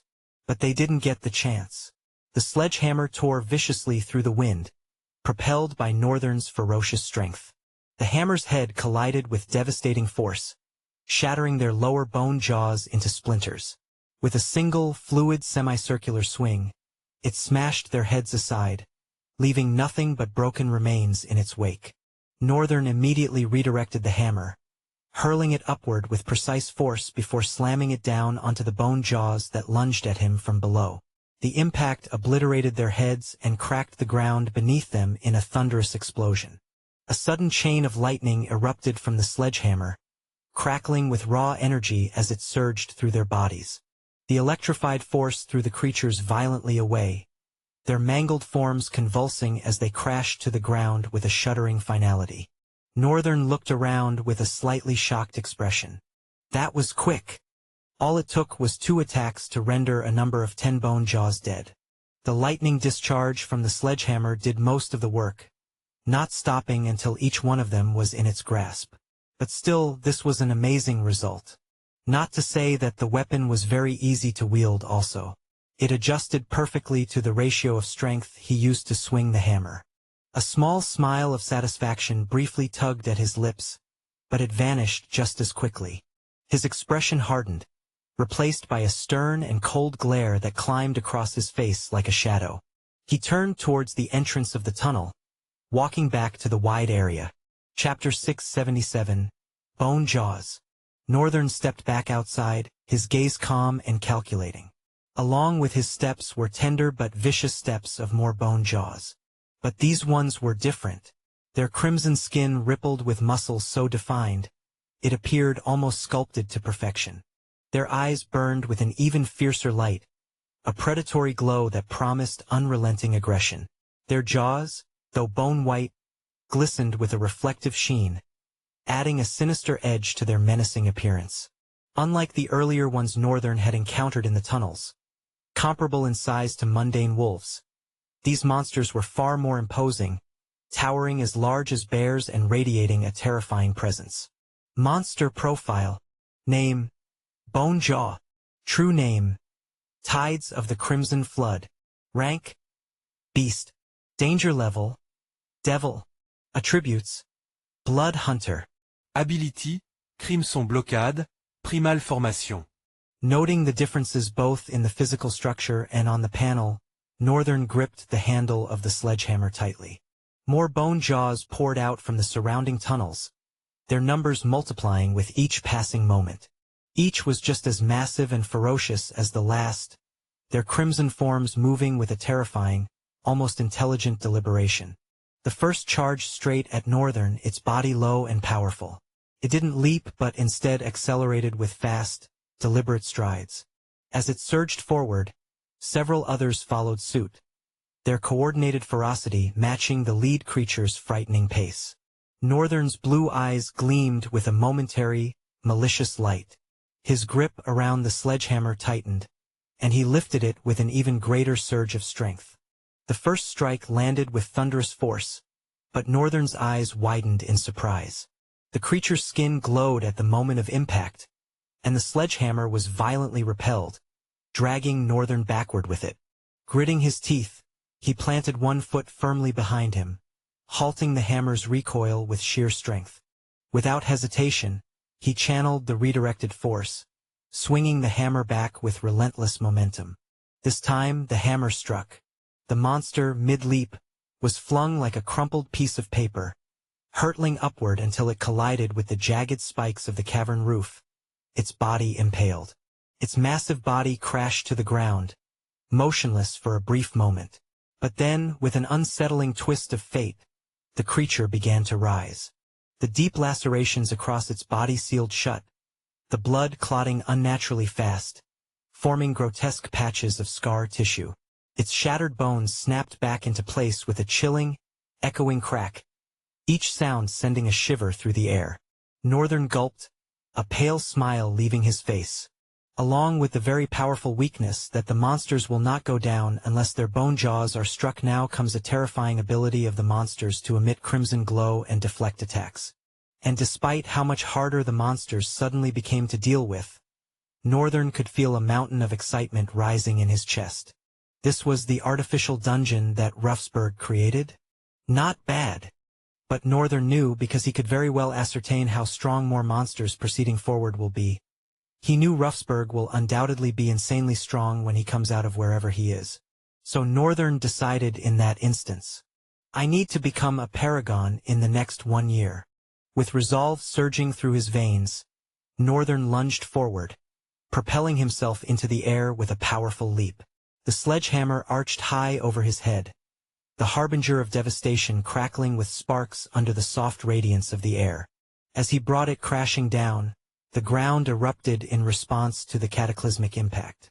The earth fractured, splintering into jagged shards that shot into the air, the sheer force reverberating through the cavern like a primal roar. The entire ground quaked violently, throwing the monsters off balance for a fleeting moment. Northern seized that moment, surging forward like an unstoppable wave crashing ashore. Sparks of lightning danced across his body, crackling as he flowed effortlessly between the staggering creatures. With terrifying precision, the massive sledgehammer became an extension of his hands, moving in a deadly rhythm. Each crushing swing met its mark, the bone jaw's heads obliterated with every sharp, corner-cutting twist Northern executed. With each one that lifelessly dropped to the ground with a mangled head, came another one with equally matched relentless lust for his gore as the last. Several more launched from behind as he smashed the sledgehammer again on the massive head of the bone jaw in front of him. However, in the nick of the moment, one of Northern's polychoria eyes unnoticeably shifted to the corner of his eyes, and black tendrils like jagged spikes as wings plunged out of his back, piercing the creature's midair. Northern leaped away from the monster he had just crushed and more that were running towards him, carrying 3 impaled bone jaws on his jagged wings. Then he landed and made a swift turn, throwing all of them away. As they flew through the air, Northern vanished, meeting them in the middle of their involuntary flight. The air trembled as the sledgehammer came down on one with a tremendous force, such that a torrent of wind exploded from beneath it, cratering the ground with a frightening intensity before the monster further crashed into the same ground. In the same motion, Northern twisted and slammed the hammer on the other creature's jaw, shattering it upon impact and sending it flying imperceptibly into the jagged roof of the cave. Northern landed in a crouch, his eyes burning with a wicked light as he straightened. He walked towards the one that had crashed, buried into the ground, knowing fully well with how destructive that attack was, it would survive. Just as he neared the gaping hole in the ground, the creature climbed out, all refurbished with its earlier vigor. More bone jaws were running towards Northern from the other side of the wide area. But he focused on this one for now, raising the hammer up before bringing it down with a terrifying light tracing his eyes. Lightning exploded out of the hammer, spreading forward like a circular shockwave. Simultaneously, the monster's bodies glowed with a soft crimson radiance. As the shockwave of lightning hit all of them, it instantly flew back, converging back to the single point it started from while the monsters continued their relentless run. Northern twitched a corner of his lips as the lightning returned. Holy crap! Chapter 678. Emissary of the Void. The void force was more than enough to shield him against the maelstrom of lightning that was surging towards him. However, the air and earth wouldn't. The shockwave from such tumultuous amount of lightning colliding with the wall of a distancing reality, forcibly hidden behind this one, was bound to create a wave of disturbance that would throw off his balance. To prevent that, Northern leaped in the moment. As expected, the ground shuddered and shattered. The air itself froze as if it had caught a cold.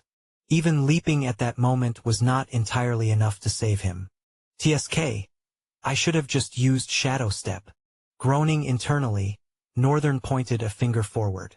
Chaos Eyes allowed him to manipulate concept and his surroundings to a certain degree.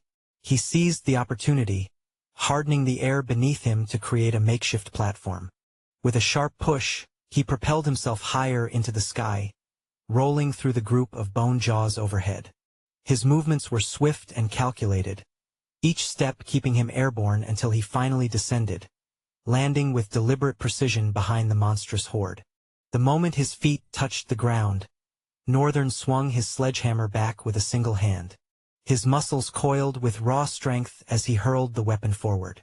It tore from his grip with terrifying velocity, spinning through the air like a force of nature. The hammer roared as it spiraled forward, the sound of displaced air screaming in its wake. Exactly as planned, it became a ricochet of destruction, crashing through everything in its path with devastating force. Northern had used only one hand deliberately, shaping the throw into a calculated arc. He did not merely throw the sledgehammer as a projectile. With his eyes, Northern had perfectly estimated the trajectory it needed to take to finish the monsters rushing towards him and come back to him, and used the exact amount of force needed to generate such speed and efficiency of movement, turning the sledgehammer into a boomerang of devastation. It cleaved through the battlefield, ripping apart anything in its way before curving back toward him, spinning with lethal precision. Northern dissolved into the shadows, appeared in a blur as the head of the hammer aimed to sunder him too. He gripped the handle tightly, drawing back with a raw force that seemed as if his limbs were going to tear. Northern changed the trajectory of the terrifying hammer of destruction, swinging it over his head and slamming down the bone jaw, so quick on its feet that it was already before him. The monster was pounded into the ground and bounced off with shattering earth, its head pressed together as if a colossal hand had slapped it mercilessly into an unrecognizable pulp. Northern, with an insane focus, began to swing the hammer left and right as monsters jumped at him with terrifying metal fangs and claws. But none of them matched his ferocity. As long as he was not hitting their body, they were not able to deflect his attacks, which made him with each passing second become even more frighteningly precise with his strikes, hurling the sledgehammer with 2 hands. The sound of the system persistently rang in his ears, but he paid no heed to it. His eyes stayed locked in, focus so sharp that it could cut the monsters cleaner than a sword would. Piles of lifeless monsters with broken heads filled his left and right flank as he smashed them to either side with mad strength. The place became a morbid sight as the bone jaws rushed towards him like an uncontrolled mob wanting to meet their die-hard celebrity. Northern was their die-hard celebrity. They did not seem to mind dying at his hands. In fact, this seemed to be the very reason they were rushing forward with so much ferocity. Although unlike mobs, they still managed to keep a clean and almost sentient formation of their lines. It didn't make it any less morbid though. In fact, the sight was even more absurd. Northern clenched his teeth and kept swinging and swinging, his arm muscles beginning to hurt. The problem with the sledgehammer was that it required a lot of insane strength. Northern hoped the person who had commissioned it had the required strength to handle it. Sledgehammer was a devastating and terrifying weapon of destruction. Northern enjoyed using it. But over and over again, Northern would choose a sword or bare hands. "I think I have tested it enough." He leaped away from the monsters, giving a very wide distance before landing, next to another tunnel. Northern glanced at the jagged wings at his back. It was something he had created in the nick of the moment. He didn't think it would come out so beautifully. However, now that he was looking at it, he could not help but imagine how nice void wings would look and if they would really help him be able to fly. Northern summoned 3 clones instantly, passing a command to them mentally. He handed the hammer to one, while the others immediately headed towards the nearest monster corpse and began to tear apart its body, bringing out the core. The Odachi blade, stainless, manifested into Northern's hands as he shot forward towards the oncoming crimson carnage. The bone jaws howled in unison, a grating cacophony that shook the crumbling tunnel walls. Their frenzied charge didn't falter, even for a second. The air grew thicker with the stench of death and the electric tension of battle. With stainless in hand, he moved like a shadow given form, his jagged wings flexing in calculated precision. The blade whispered through the air, a gleaming arc of lethal intent, severing limbs and heads with unrelenting precision. Each swing was a statement, each thrust a declaration of his supremacy in the midst of chaos. The first bone jaw lunged, its metallic teeth snapping inches from his throat. Northern sidestepped fluidly, his movements a blur, and in the same motion drove Stainless upward, splitting the creature from jaw to skull. Blood and viscera sprayed across the battlefield, but he had already moved on, targeting the next threat. Following the first, others came for him and Stainless moved with a fluid flow between lines, severing the heads of the monsters in the wake of crude arcs of blood and sparkling yellowish lightning. Northern continued to flow between the monsters for a moment, the spark of the sword remaining on each and every single one of them whether it was a fatal hit or not. When he reached the back of the carnage, he was bathed in blood, but some of the monsters had still managed to survive. Northern closed his eyes for a moment. "I don't think I have ever used this before." Well, he had never been in battle long enough with Stainless to know how its order ability worked. Northern muttered, "Shackles of shock." The words left Northern's lips like a whispered promise, and the air around him instantly shifted. Stainless gleamed with a sudden, almost sentient pulse of light, its blade humming with an electrifying resonance. Sparks danced along its edge, crackling with the promise of devastation. The surviving bone jaws froze, their primal instincts kicking in as the energy rippling from the blade radiated outward. The yellowish lightning from earlier was nothing compared to this concentrated surge, a controlled, purposeful power that coiled around Northern like an extension of his will. Northern gripped Stainless tightly and swung it downward, sending a streak of golden energy slamming into the ground. The resulting shockwave expanded in a blinding flash, creating glowing chains of electricity that shot out in every direction. Each chain found its mark, binding the remaining bone jaws where they stood. The creatures howled and thrashed, but the shackles of shock held firm, sparking and tightening with every movement they made.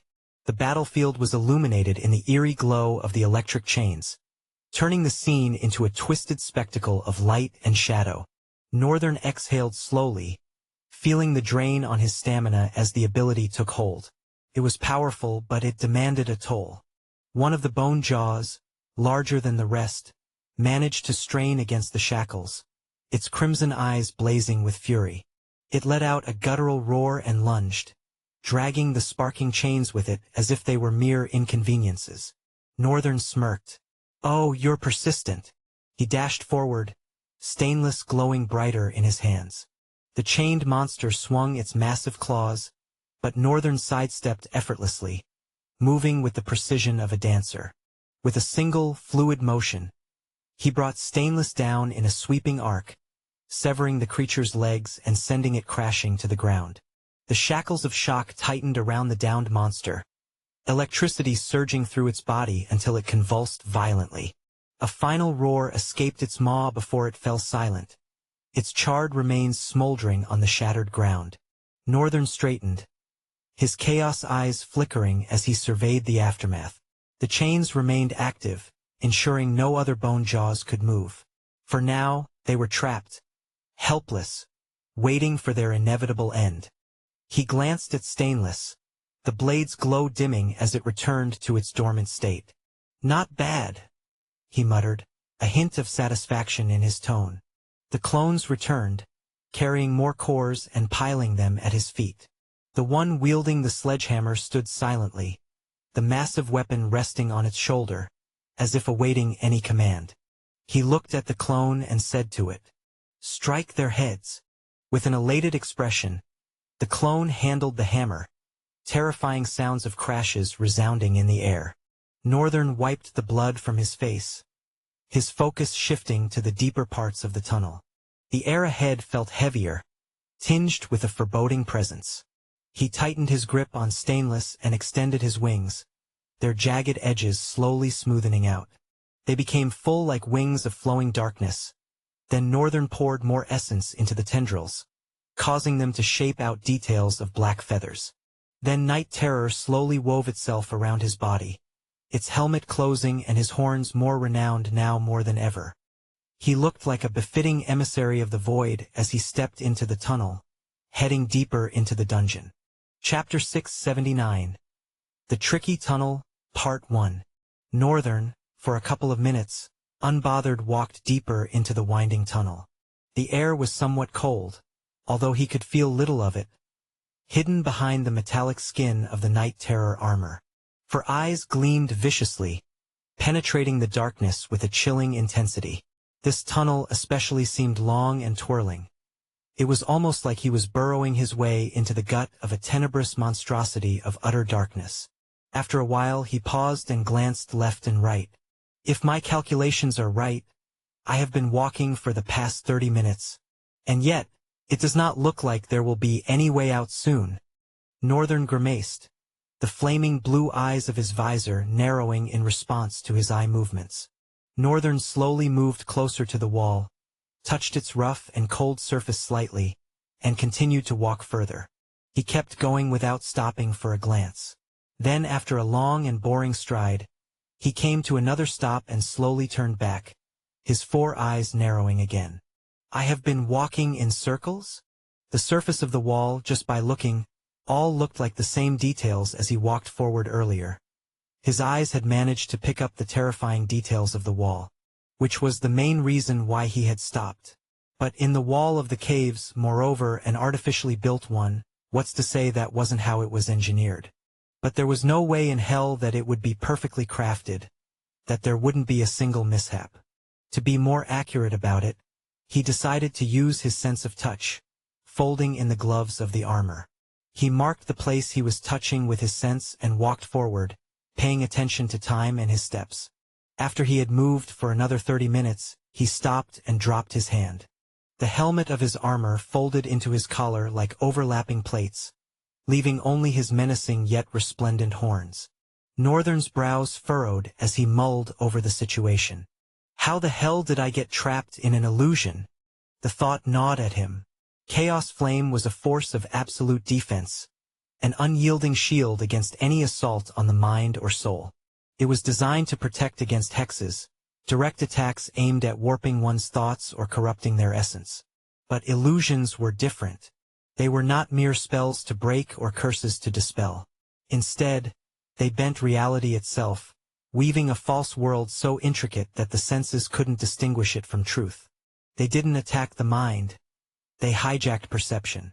Still, illusions shared the same deceptive roots as hexes. They played a game of subtlety, whispering lies into the fabric of reality.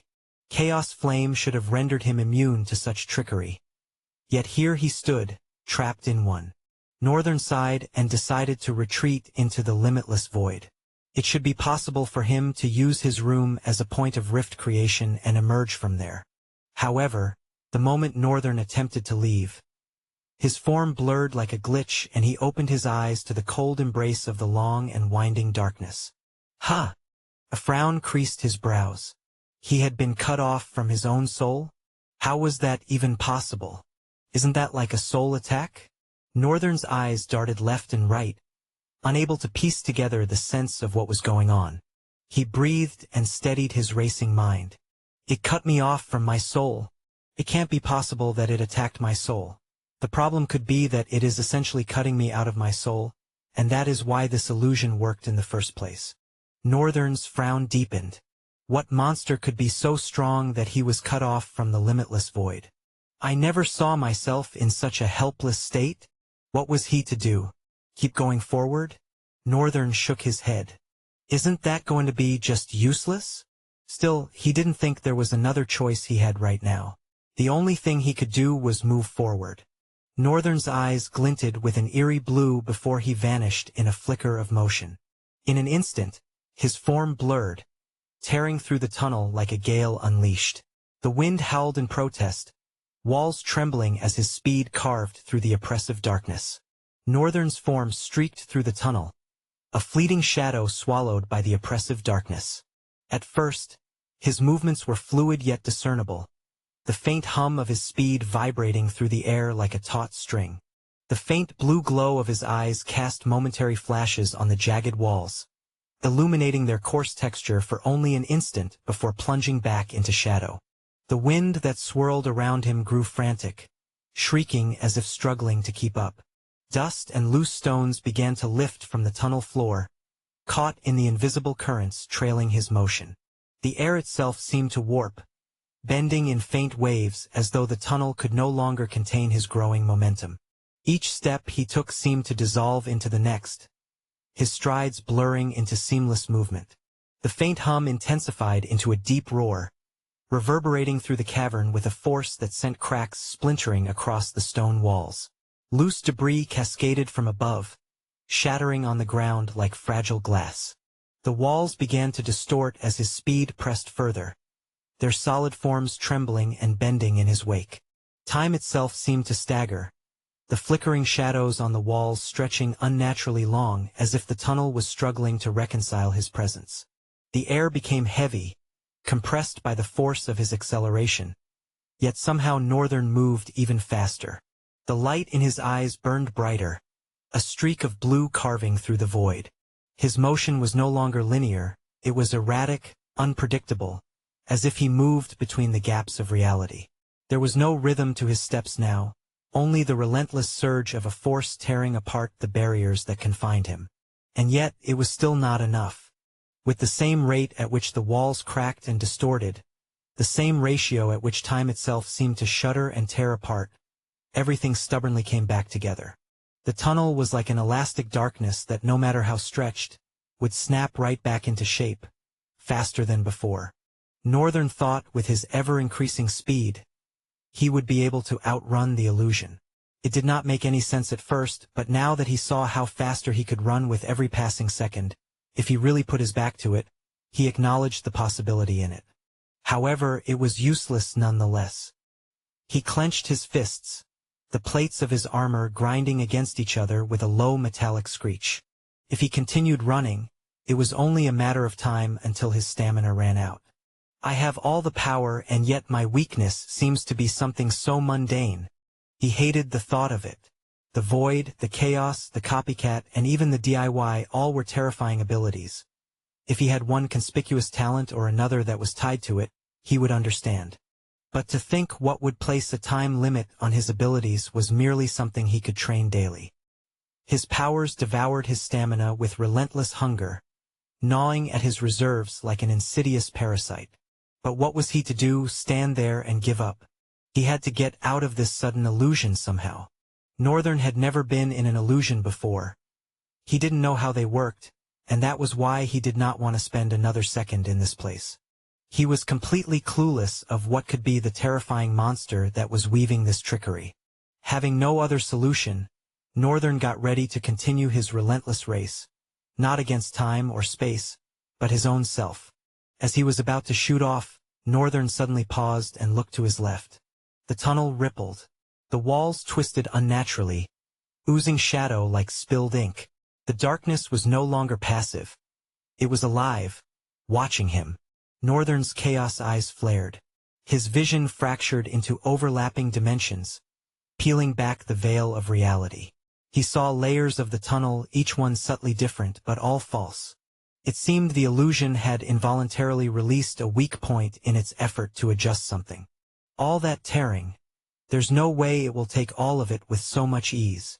Northern's immense speed had undoubtedly contributed to the reason why it suddenly reacted. And thanks to that reaction, Chaos Eyes caught a sight of its true nature.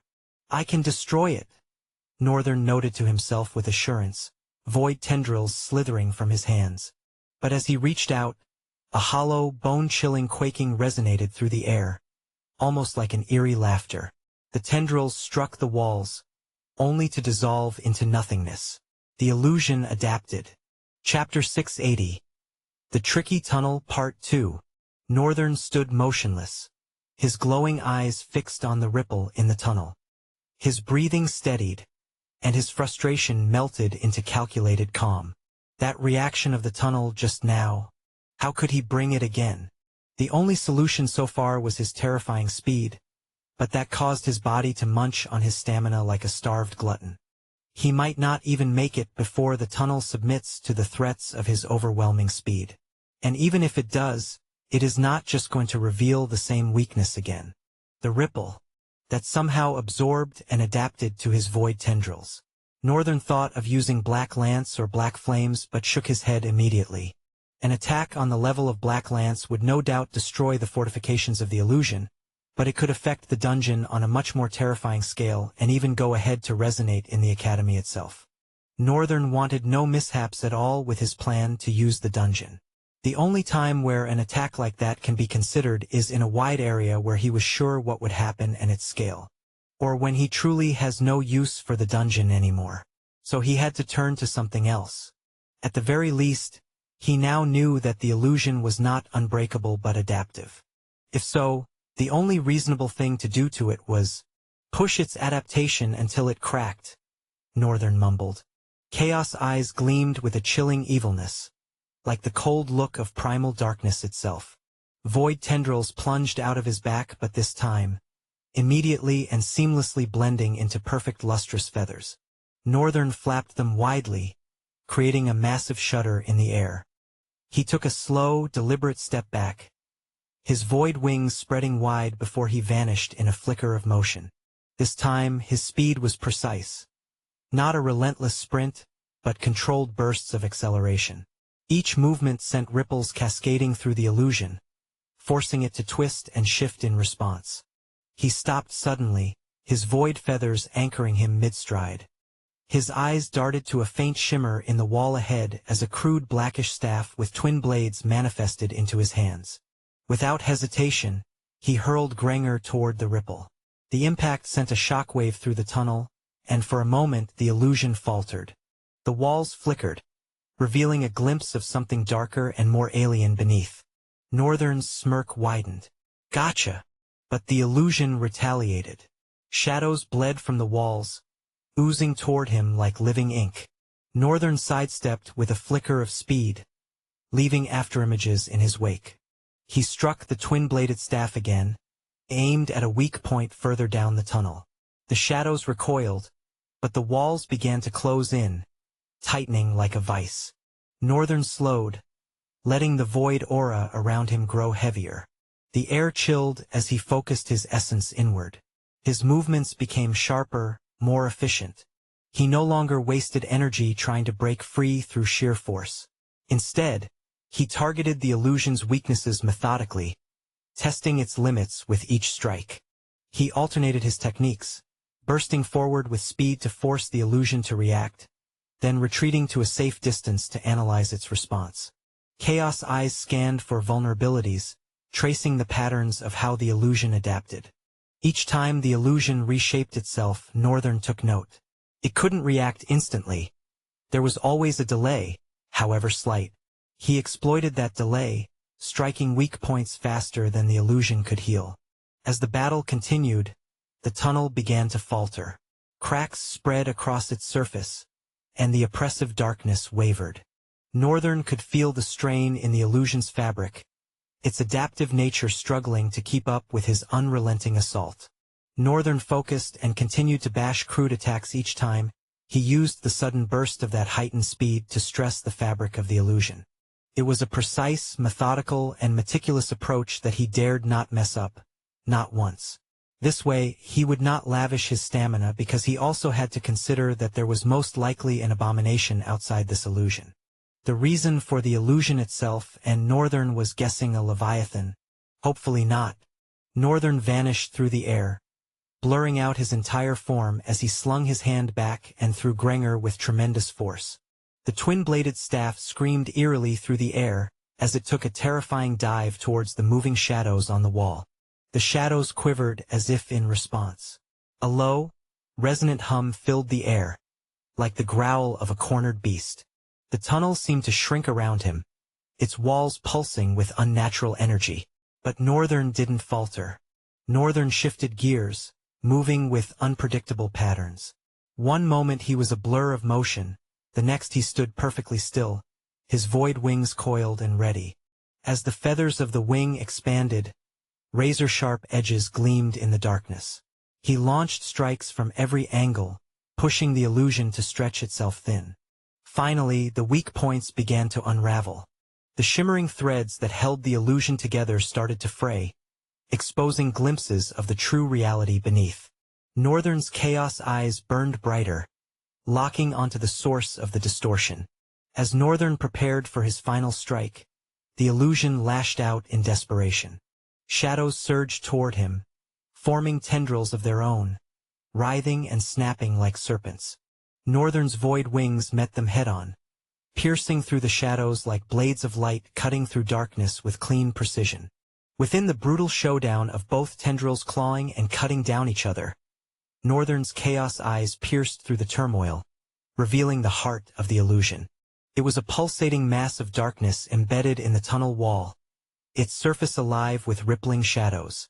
The entity emanated a bone-chilling aura, its presence oppressive and suffocating.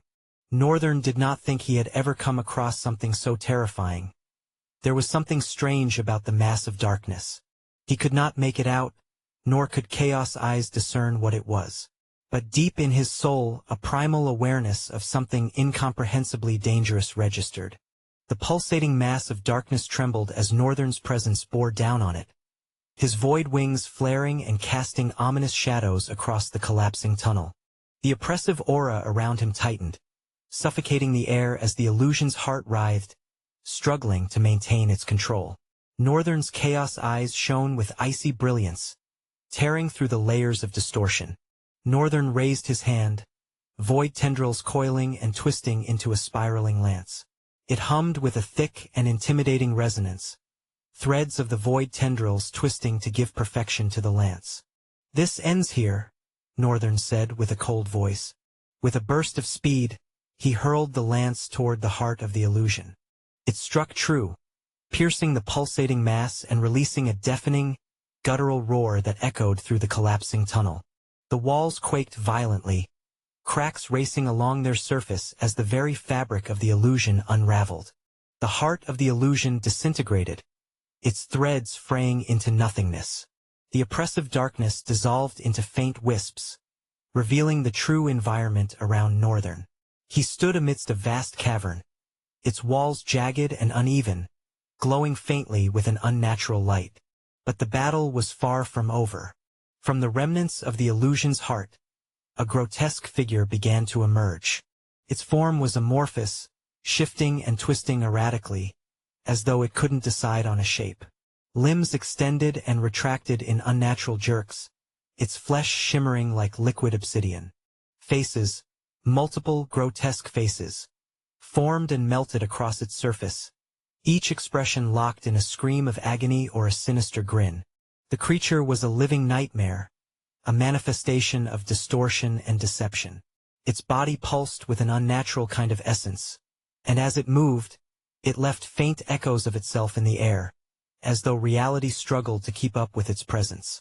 It was both there and not, seemingly existing in fragments across dimensions.